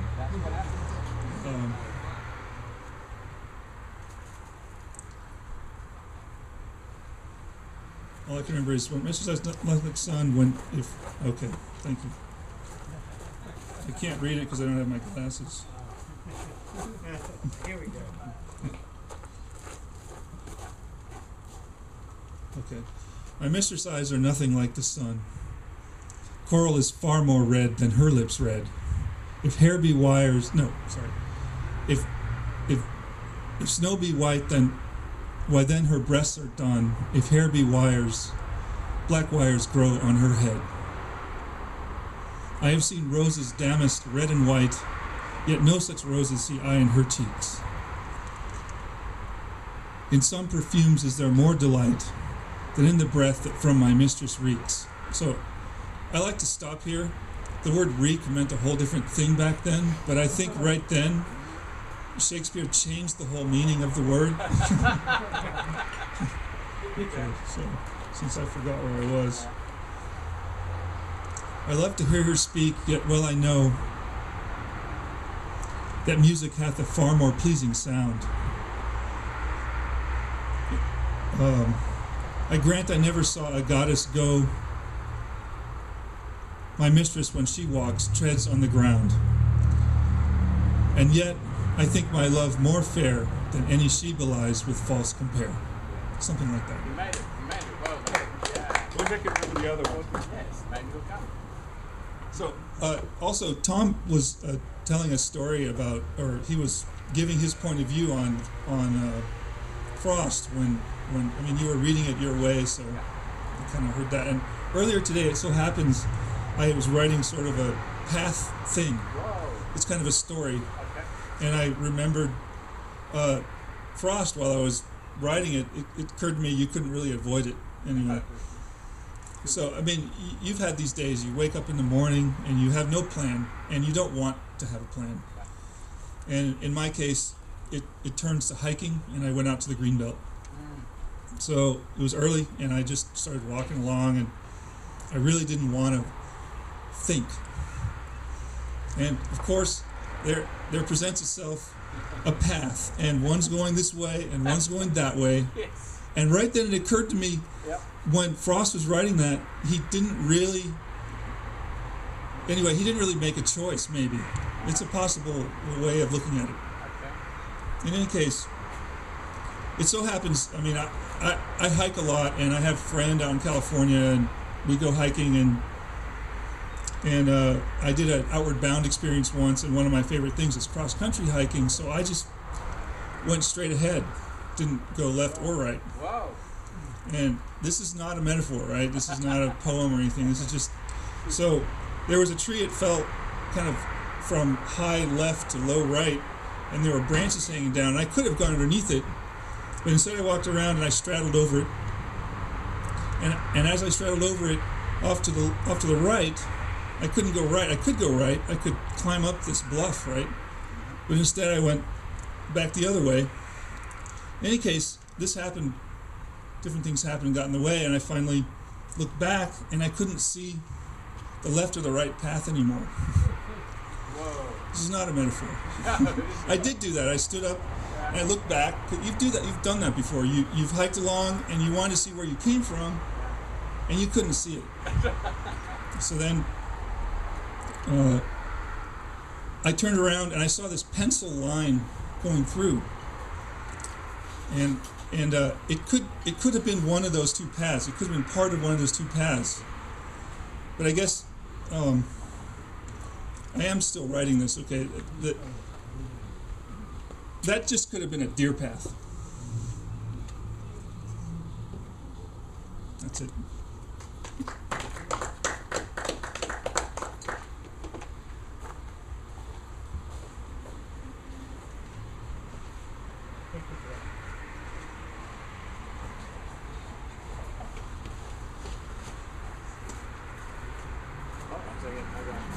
We lost a cow cup.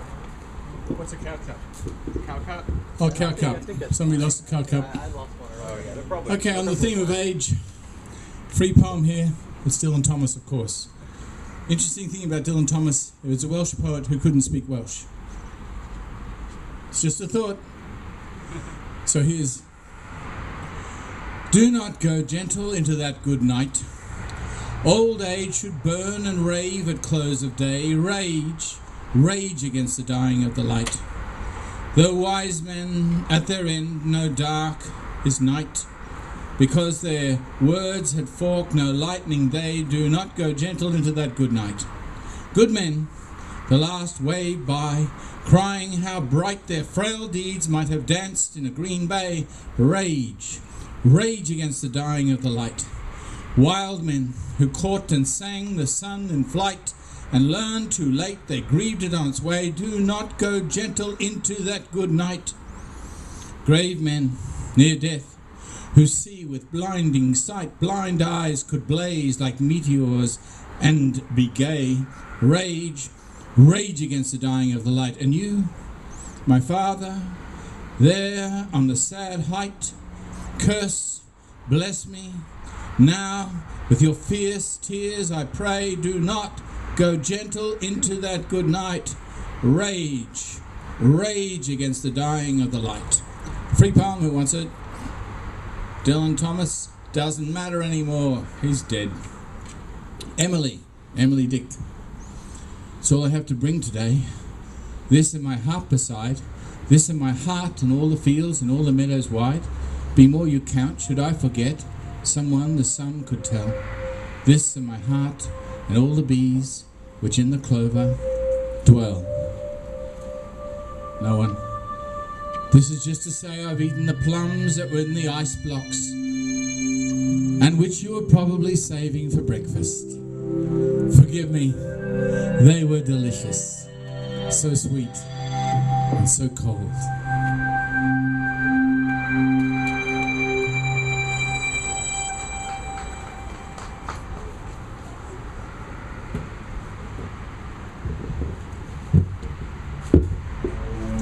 I love Thom, and I'll do the best to respect him. Sometimes I don't understand what the hell he's talking about. He says things to me and points me out in the crowd, and I'm like, well, I'll do my best to interpret whatever he said, which I think is what the point is anyway. We're all just trying to interpret. So, I have to sit because it's too hard to do standing up.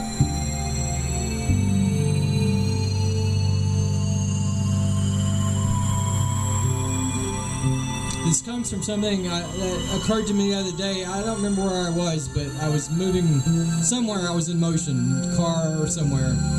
And it struck me I should write a poem called A Day in the Life of a Genius. Now, I'm not saying I am, but let's just assume for a second that's true. It goes something like this. A Day in the Life of a Genius. There are times I regress to my Neanderthal self. There are times I dig deep back into that primordial ooze. There are times I find the beginning of time itself and realize that is where I came from.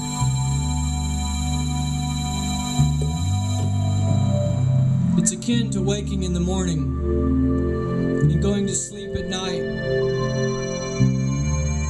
When I see past myself to spaceships, to stars, to the endless reaches of time, when even the universe ceases to exist, and that is my death.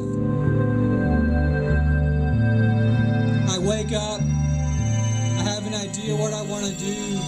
I start my morning sending out the poem I wrote the night before, and I lay down and listen.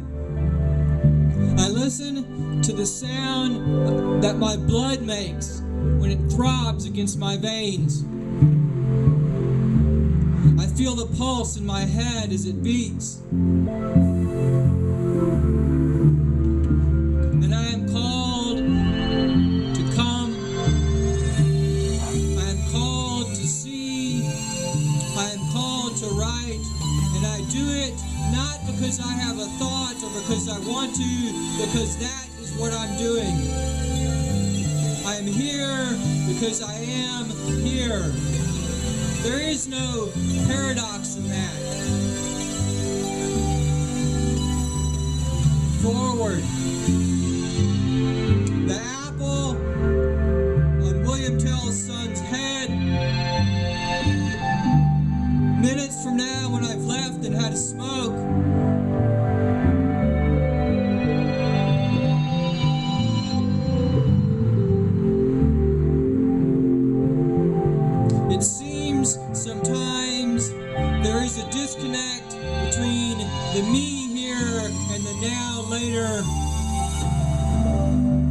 given comfort that there are those who care enough to tell me, relax and let it go. And it's like little mumbles of sound, little musical things, little droplets of flakes of snow or flowers blossoming.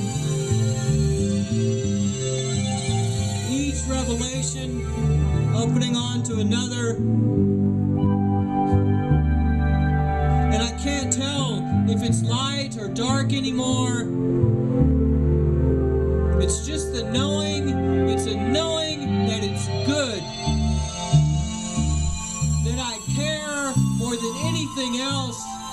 At the root of my soul is this passion to share and to give.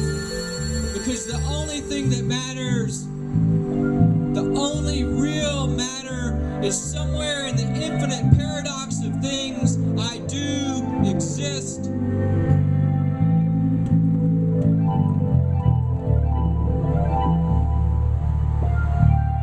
Little lighted questions. How did it come to be? Why does it matter? Who are you?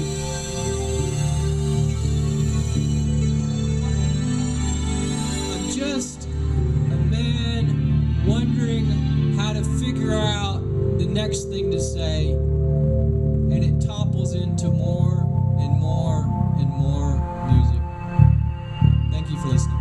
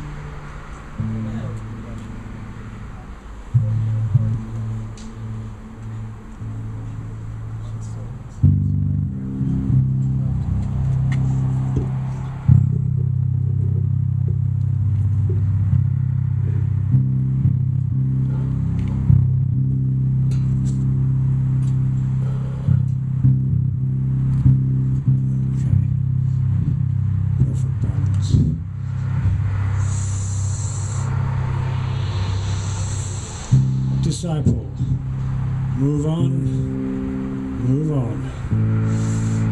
They said, give naught to wine, small thought to bread, for spirit is the path you tread.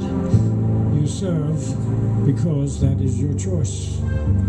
Now, gird your stirrups, raise your voice, move on, move on. If fight we must, take up the sword, the cosmos richly does reward. Disciple, stride your lonely way, for never alone are they who pray. Move on, move on. Life deals it out, you suck it up. Chilly drink from rough clay cup. Give thanks for what is on your plate. Set your course and navigate. Move on. Move on. Then I said, but when comes the time to fly and leave this body where it may lie, let me turn my face, go with grace, go in peace.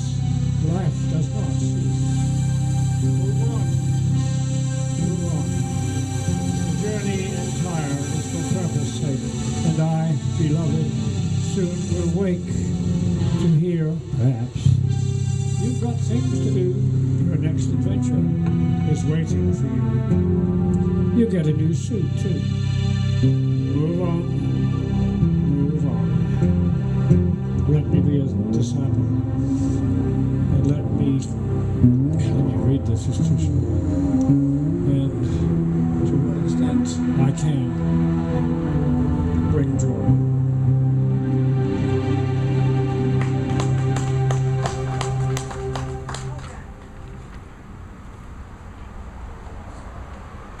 Come on, Thom. I'm ready. I'm ready. ready. We're ready. Warmed up?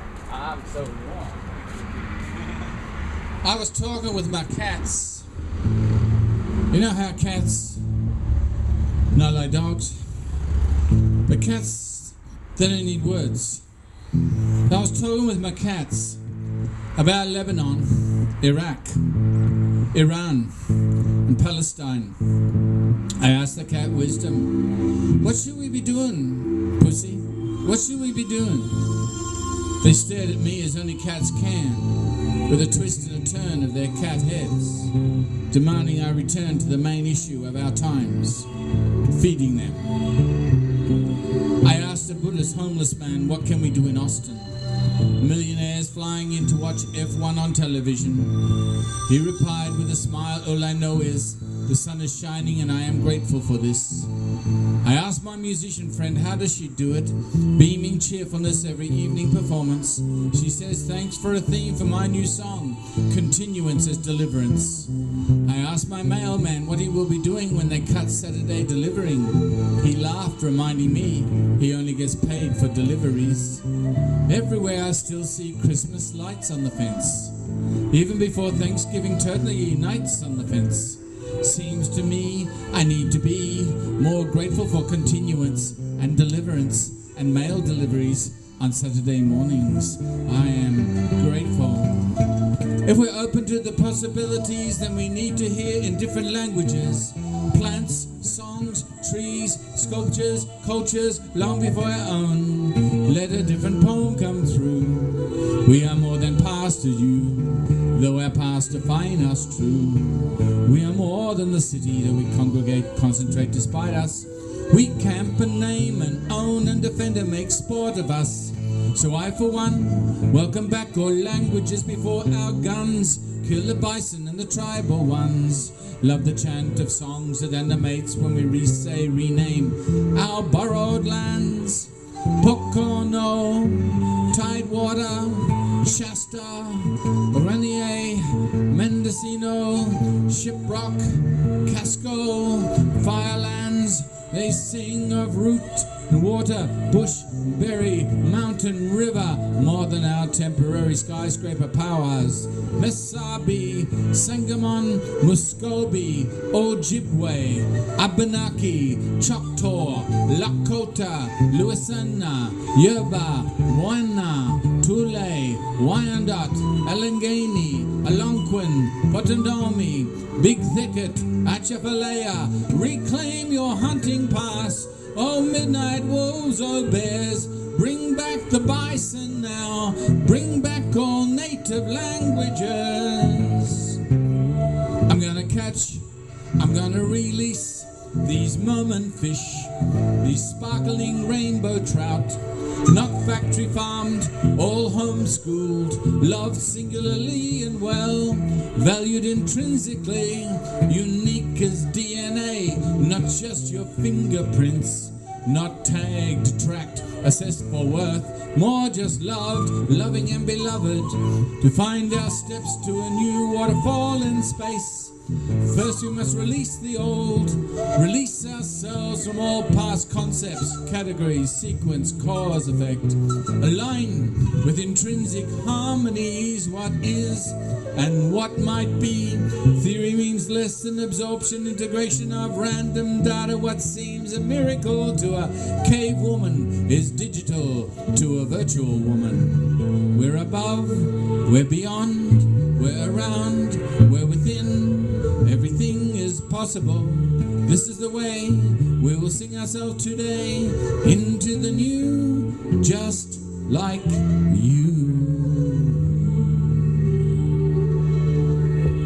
Thank you. Thank you. Who needs a light? Who needs a light to rebound? Who needs who's getting up?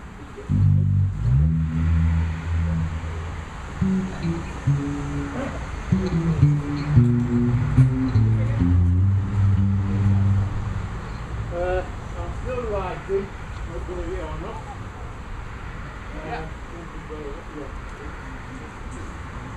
This is point 25 of the job, followed by point 26. Inspiration flowing, is that still going? Poems recited, songs sung with flair, outside in the open air, can make us laugh or cry, neath the Texas evening sky. They listen to me, I listen to others, my poetic sisters and brothers. Then Thom invited me to try the full English version of an English shepherd's pie. Oh yeah. The dog looked longingly, but all in vain. The poor little critter got nothing again. Oh, yeah, dog story. Dog. I'm actually going to pass the poems on to Thom and he can bring them here. It's going to be called the Full English Trilogy. Oh, beautiful. These again are sort of written on inspiration. The first one is called Freedom. It was written at an open mic event in Leeds Community Arts.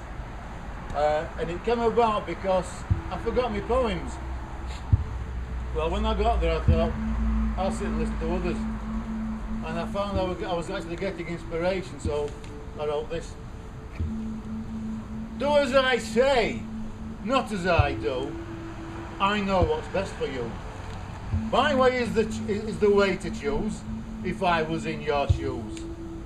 And I expect your respect. My will on you I'll force it, and you will endorse it. Me, do their bidding. Who do they think they're kidding?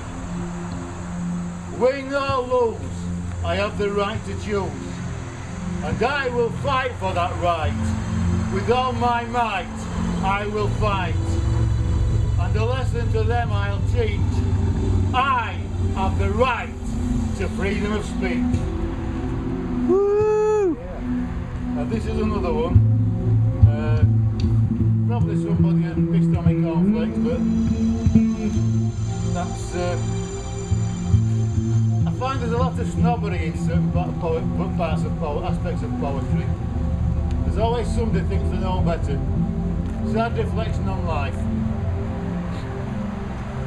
I take delight in what I write and take time to put my thoughts in rhyme.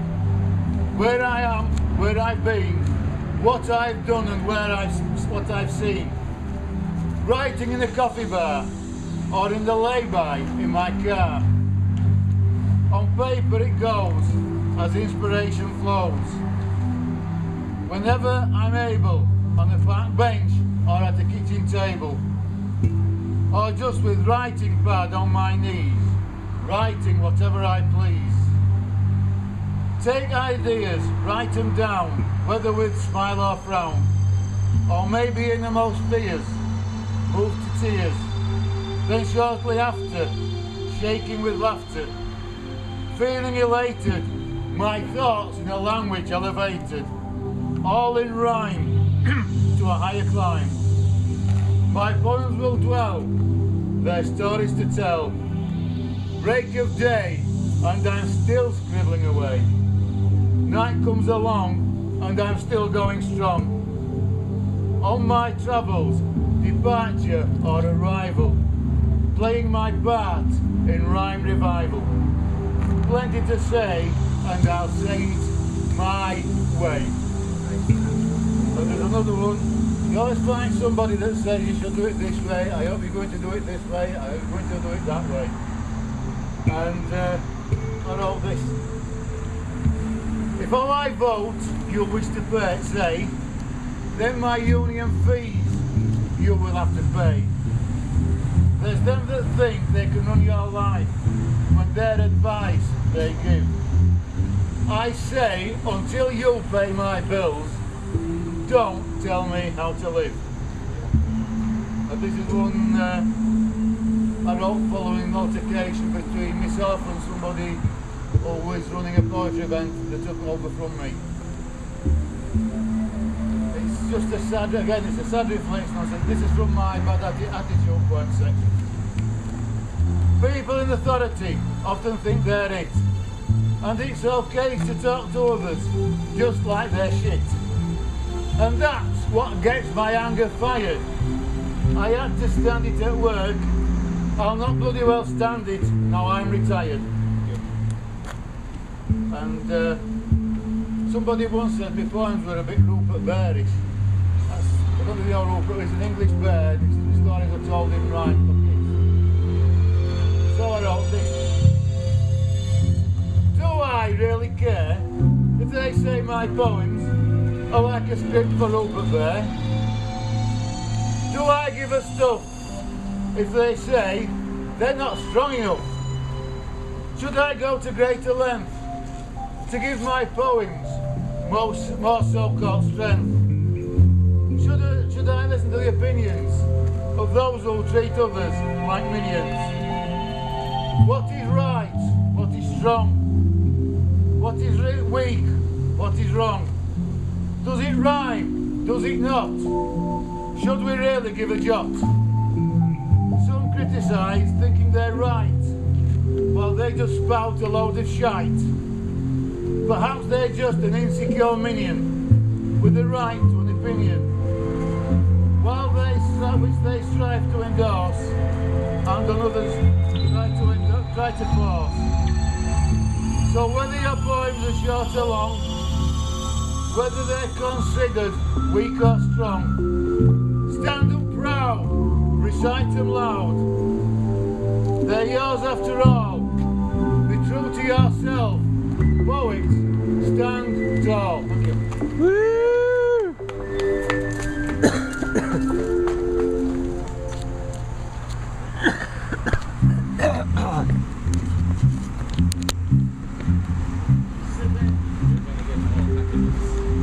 Here we go.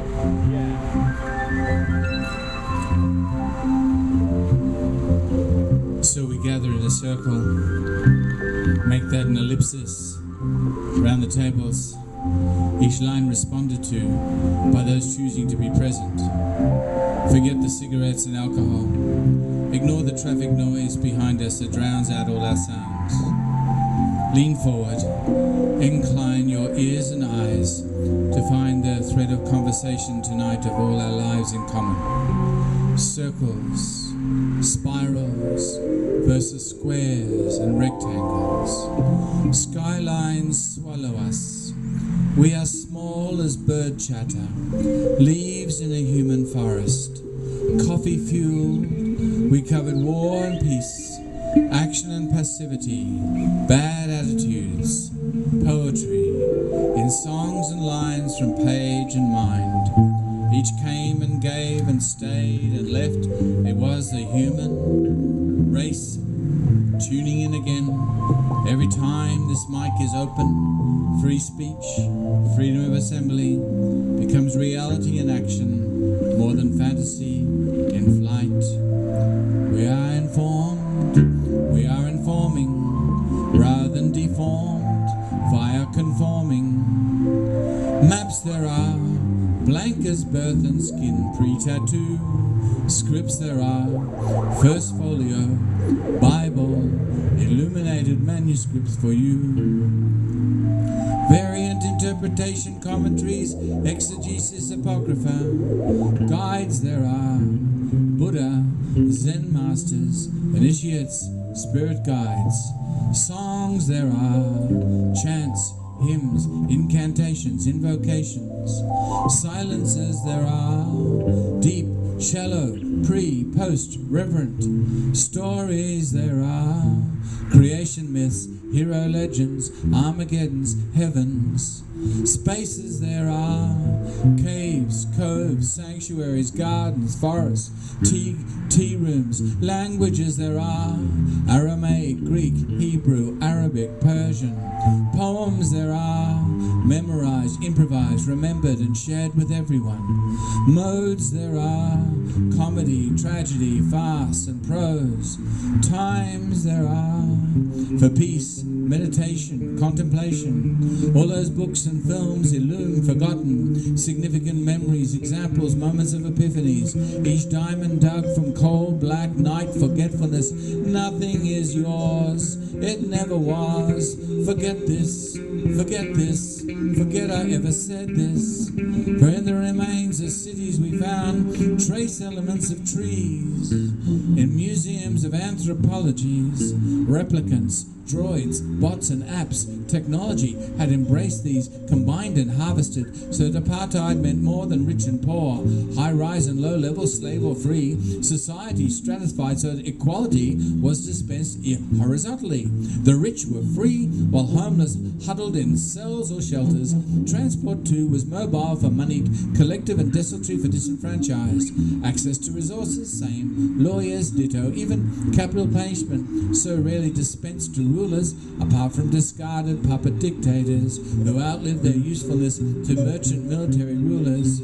Oil was gold then. Atlantis #2. America died for drought of water, compassion, mercy, sharing, dried up, shriveled, shrank. 1% decided what 99% might see, hear, know, respond to. Muzak retro riffs piped in to sedate all the natives. Evidence points to environmental cataclysmic meteoric interventions. Too late. Warnings of global warmings found polar bears in Coke commercials. 3D TVs replayed Lemuria as science fiction. Those who ignore their founding myths are bound to repeat them just like this. Bound to repeat them just like this. Sometimes I am so in love with the moment. I know a little is a lot when you have less. We are blessed by beggars, by the very roads of gridlock. A little is a lot to those with less. Food, drink, money, smiles, Buddha, Jesus, Muhammad, coexist. Harmonies exist outside beliefs. Those who would limit, entrap, attack, and fear you now see reflection in your face. All see young, fat see slim, dream sees fact. Each jigsaw piece a perfect fit. It is as if free will suits determinists. Every atheist has faith. Shake the superflux to show the heavens more just. Kindness and compassion are not brand names of corporations, more modes of interaction that validate our dream passports, so we might navigate ethical dilemmas together, find ourselves in the same boat, seek metaphor to explain our ease with one another this evening, breathing the same air in, providing each other with all necessary bandaging, wounded healing, barefoot doctors, patient as patience, medicine, science, frontiering.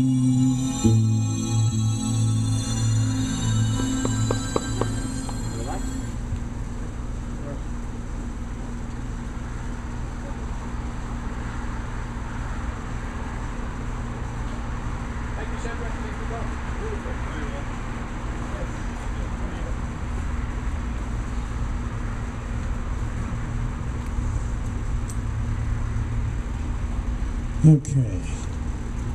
Light. Glasses. For you, I'd gladly suffer an imperceptible level of pain for you. I'll set my mind to it and grow myself a new brain for you. Say the word, and I'll throw myself under a train for you. As long as the train is stationary, speeding trains are just too scary. Now listen to me, young lady. As I've told you before, I've had enough for your games and stuff, and I won't take any more. The time has come for action, to put you across my lap. Slap, slap. What's that? You love it. You say you want some more. Just a minute. I'll close the door. I aspire, I confess, as a writer, though heavy the burden of labor, but finding no work that is lighter, I'll just bend my back with my neighbor. Some say that my vocabularious might prove insufficiently various. Others say stay silent, tonious, and serious, and those are the only ones I'm furious. But poise, little fingers, get with the stringers, send your commands, way showing hands. Fly, little keys, with the spirit that frees. You are among them, you are one with them. My God, you've got rhythm. That's exhausting. I'm going to do that.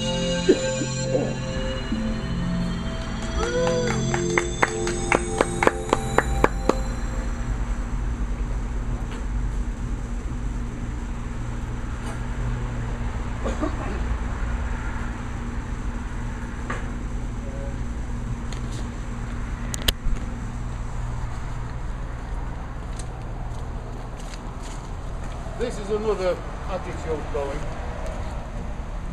followed by 2 poems I actually wrote on the bus.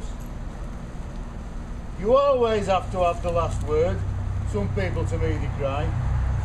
I simply think I have the right to reply, not stand there coward with head bowed.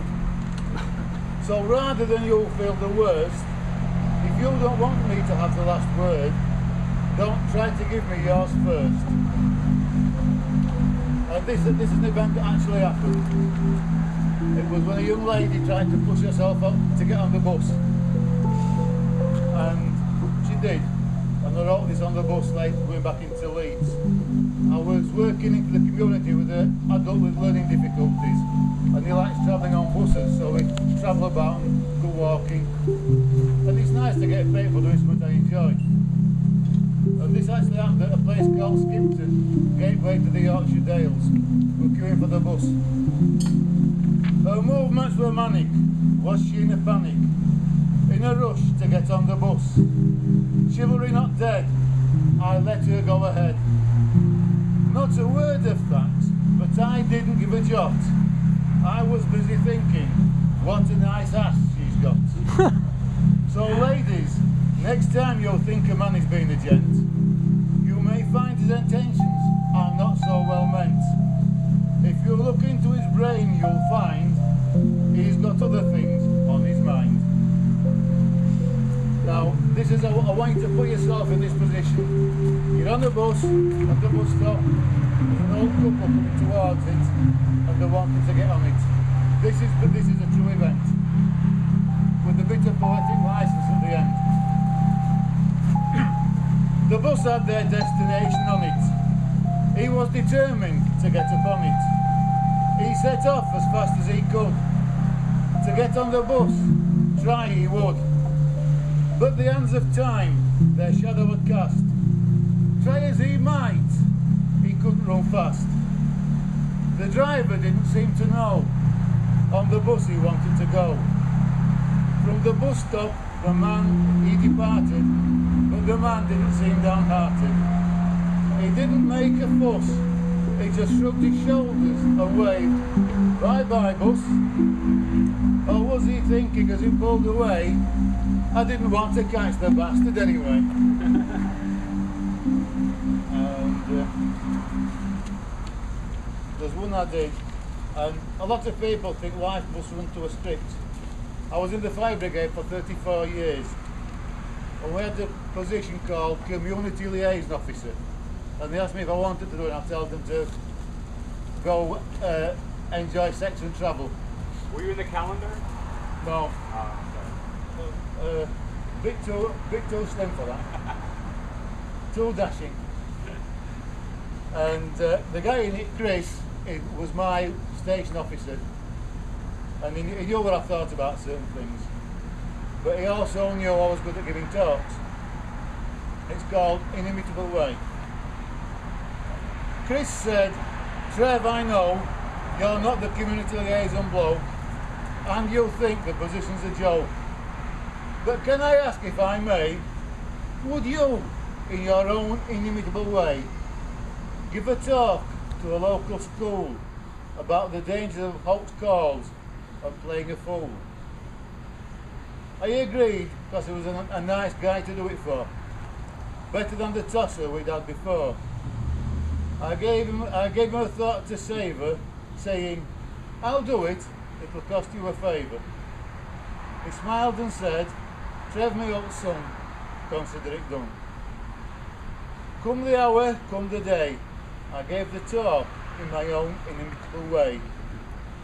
And could tell from the reaction it went well. Proving you don't need a script, the rule book you can stuff. Some talks are better than impromptu, straight off the cuff. Thank you.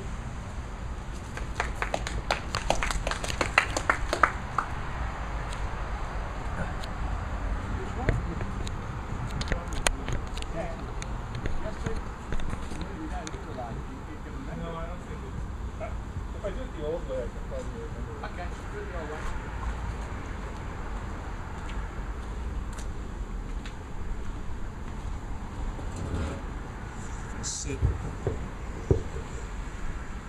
So earlier there was some talk about age, you know, and I did a post hole today, and you have to take the old post out, and I felt old, you know, about 3 p.m. Anyway. I think the post hole fell.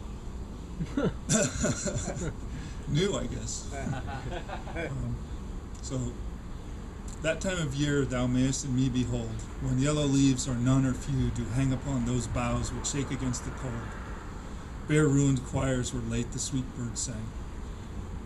In me thou seest the twilight of such day as after sunset fadeth in the west, which by and by black night doth take away, death's second self, which seals up all in rest. In me thou seest the glowing of such fire, which on the ashes of his youth doth lie, as on the deathbed whereon it must expire, consumed by that which it was nourished by. This thou perceivest which thou must leave ere long, to love that well which thou must. Sorry. This thou perceivest. I can't remember that part. To love that well which thou must leave ere long. Let's see, this thou perceivest. Well, I need a flashlight. Flashlight. Coming your way. Find a flashlight. Stand your flute.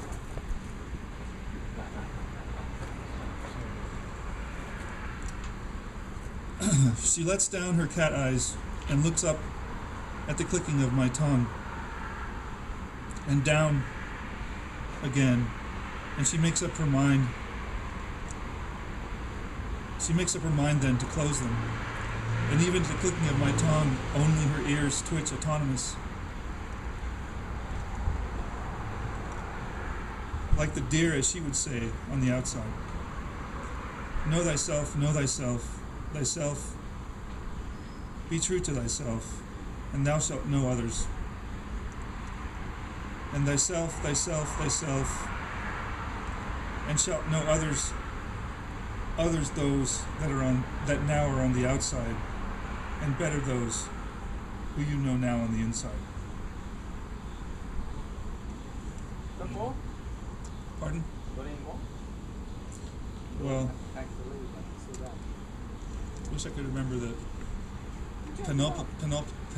penultimate line of the Shakespeare poem. It's a mystery. As soon as you walk out the door. This thou perceivest which thou must leave ere long. This thou perceivest which thou must leave ere long, to love that well.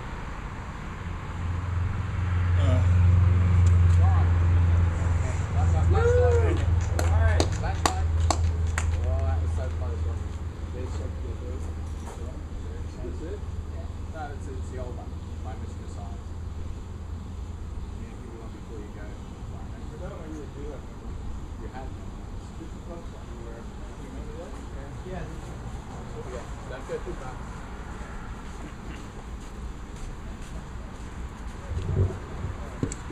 Let me not to the marriage of true minds admit impediment. Love is not love that alters as adulteration finds or bends with the remover to remove. No, it is never fixed mark that shines on tempest and is never torn. It is a star to every wondrous bark whose heights are known, although its depth be taken. Love is not time's fool, though in his bending sickle compass come. Love bears it out even to the edge of doom. If this be error and upon me proved, I never writ nor no man ever loved. And this by my friend Neil Richards. This is a beautiful sonnet. The blood of butterflies would burn your eyes, my love. 'Tis concentrated sunlight that tips their wings in flight, and the moon's cocoon spun silver in the shadows of the river, and the heartful song of water birds. Love, listen to their peaceful words, falling, flying through the trees. The autumn breeze curl upon the grass and reap the sanctuary of subtle sleep. Love, my shelter, if I was smart, would I so freely give my heart?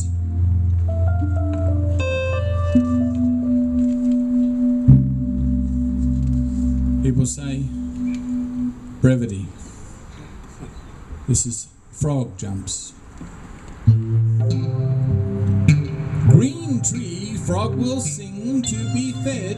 Everything is like that wise frog. Desert camouflage balloon frog hides under sand. Makes sound when she will. Litmus test of life if you have frogs living near. Listen to them. Whenever it rains, frogs start to appear again. Songs are everywhere. Houston toad visits. Our cat is quite curious at something that hops.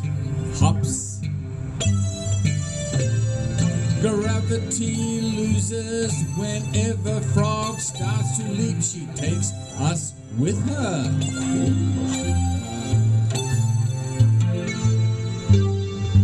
You speak Instagram, you speak text and tweet, smartphone, blog and web.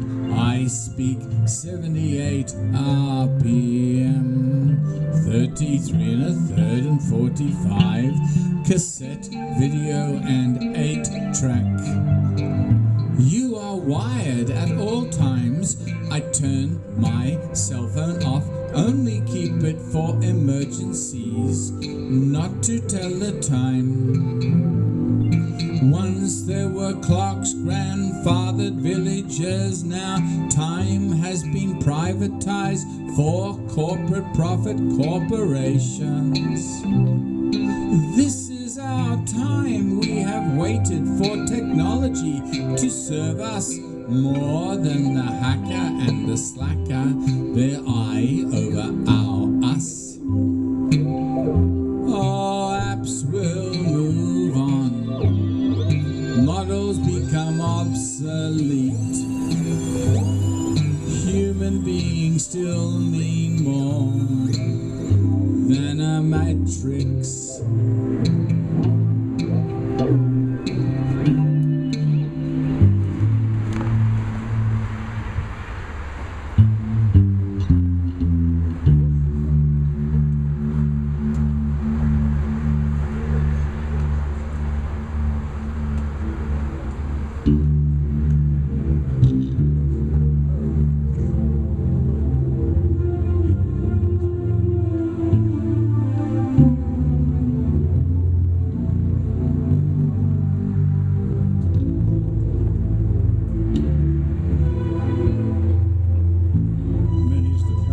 Journey that I got here.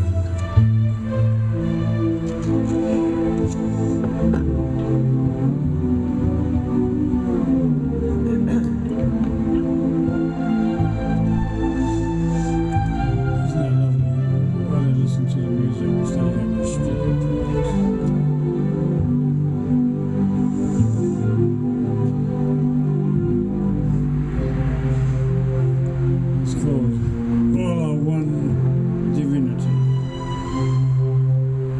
Take a silent time each day. Do not be denied. Just to meditate and pray and find peace inside. You will be heard and shown the road. Walk beside the guide along the way to home and God. The path is firm and wide. Closer now to spirit be. Say, I am the soul. All are one divinity. All will be healed and whole. Each step leads to God and home. Our staff of truth is stout. Belief is power to overcome the weaker strength of doubt. From morning's earliest waking hour, though cold the earth, damp the hour, the air, divas with us, give us power, and stay beside us everywhere. Then carry us on wings of light, help us through dark hours of night, and vigil, patient without end, to cleanse, recover, start again. That one. do two because there's a great big audience. You can't please them all with one hand. I usually keep this one for Sundays. However, Saturday, pretty close. It's a poem of profound, powerful, peaceful premonitions, and it's called Soon You Will Know. Fingertips, feather light, caressing, love and truth, concepts of great power, while I, the weak and small, hide in the shadows, refusing to believe I can stay safe. Eventually I peer into the dimness and find, surprised, that we are all together. Here a smile, there a touch of comfort. Conjoined from weakness, we unite in strength. I feel my tears upon my face and know one thing above all I've so long denied. The knocking at the gate that will be heard. The one who waits and will not deny me. Somehow I have known this day would come. We breathe a heady air, a field of roses. We drink the water pure. We are revived, uplifted into oneness of true life. One sip, the miracle divine revisits. A taste, forgotten through these eons of toil. We know again the majesty of service. Surrender has us wakened with a touch. We rise, we float, enlightened thus we fly now, and simply through the course of mankind life, we have rejoined with love and power within the everlasting moment in the light. Mark these words. A new spirit of hope is entering our world.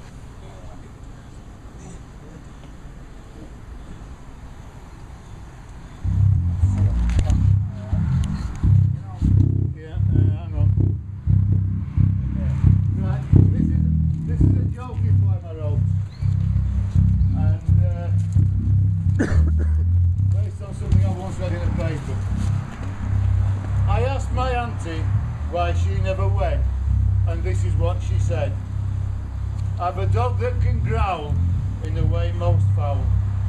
A cat that thinks it's alright to stay out all night. A parrot that can tell a dirty joke. So why the hell do I need a bloke? Whoa, you don't need a bloke.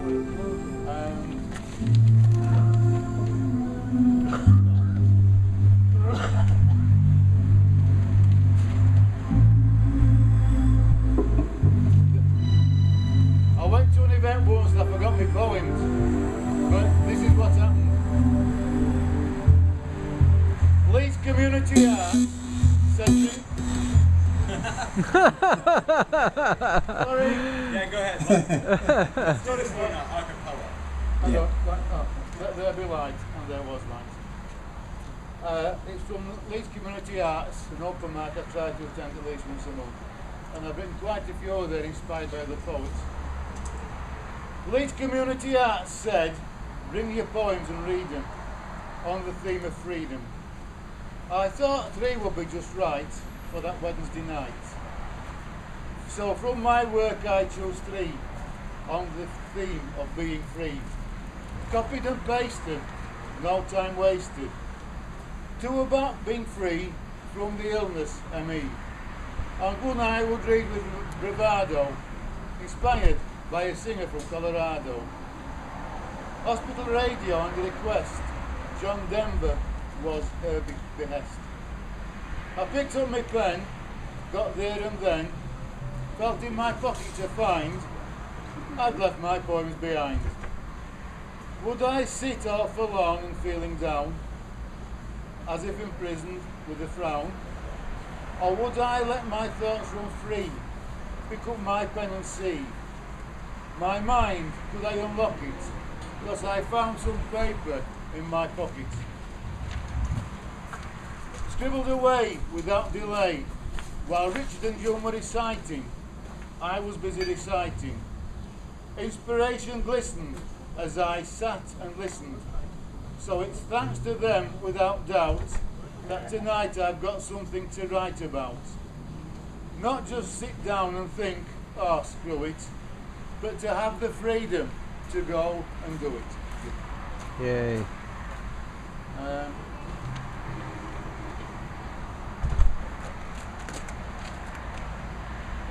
I do have a tender side though.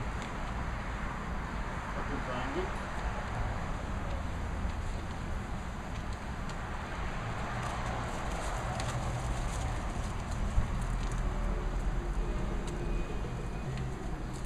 If I can find it.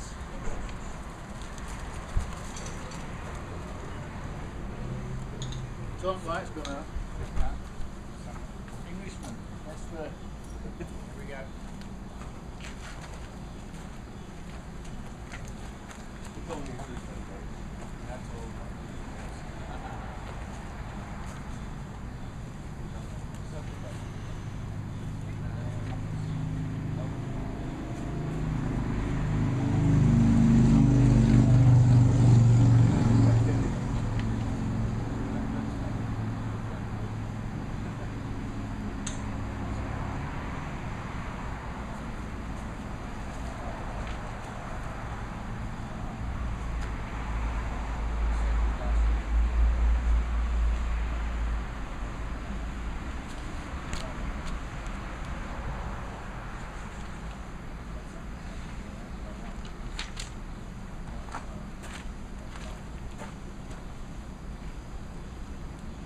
I'm really let down, Thom. It'll work. I'm a low guy.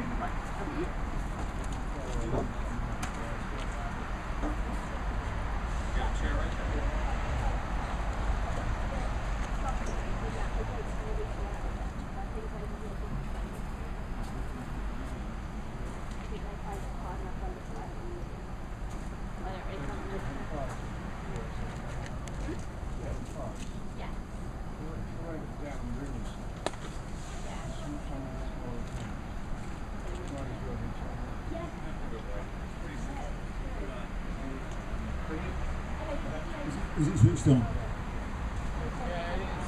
Right. As I've said, I work with adults with learning difficulties, and I wrote this one night, just purely on inspiration, and it's simply called Respect. I'll come back down here.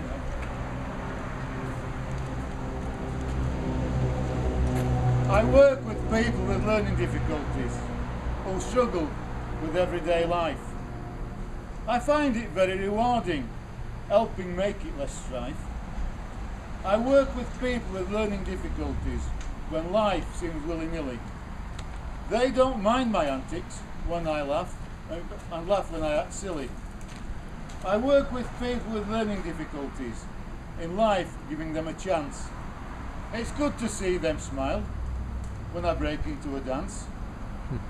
I work with people with learning difficulties, and working with them, the key is the way I treat them is how I would have them treat me. And oh, I've lost it. I've got one about, it's a true story about a kid with Down syndrome that I was working with. Can I always find it again? Take your time. Yeah.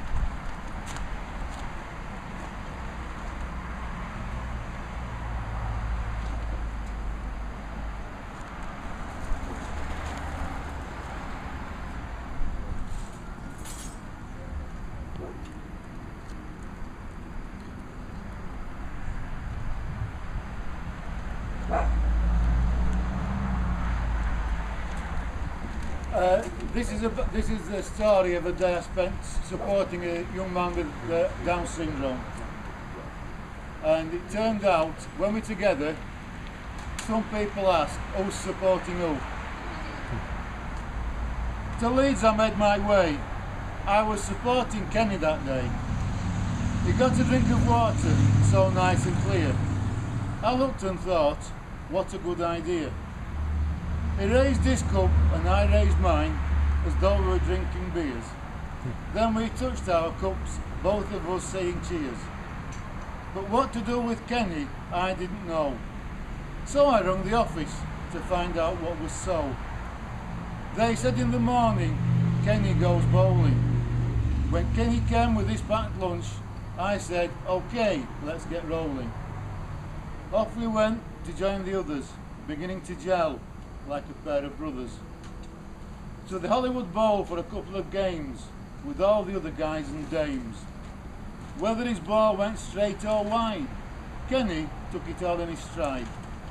After lunch, time to go dancing. Kenny again, the star of the show, knew just how to let it flow. But how time does fly. Time to be away, it seems such a short day. Driving back to the centre, some time to be saving. Passing the other cars, Kenny smiling and waving. I dropped Kenny off and came away, thinking I'd had a really great day. But the best thing I remember by far was when I swore at another driver. Kenny wagged his finger and said, ah, ah, ah.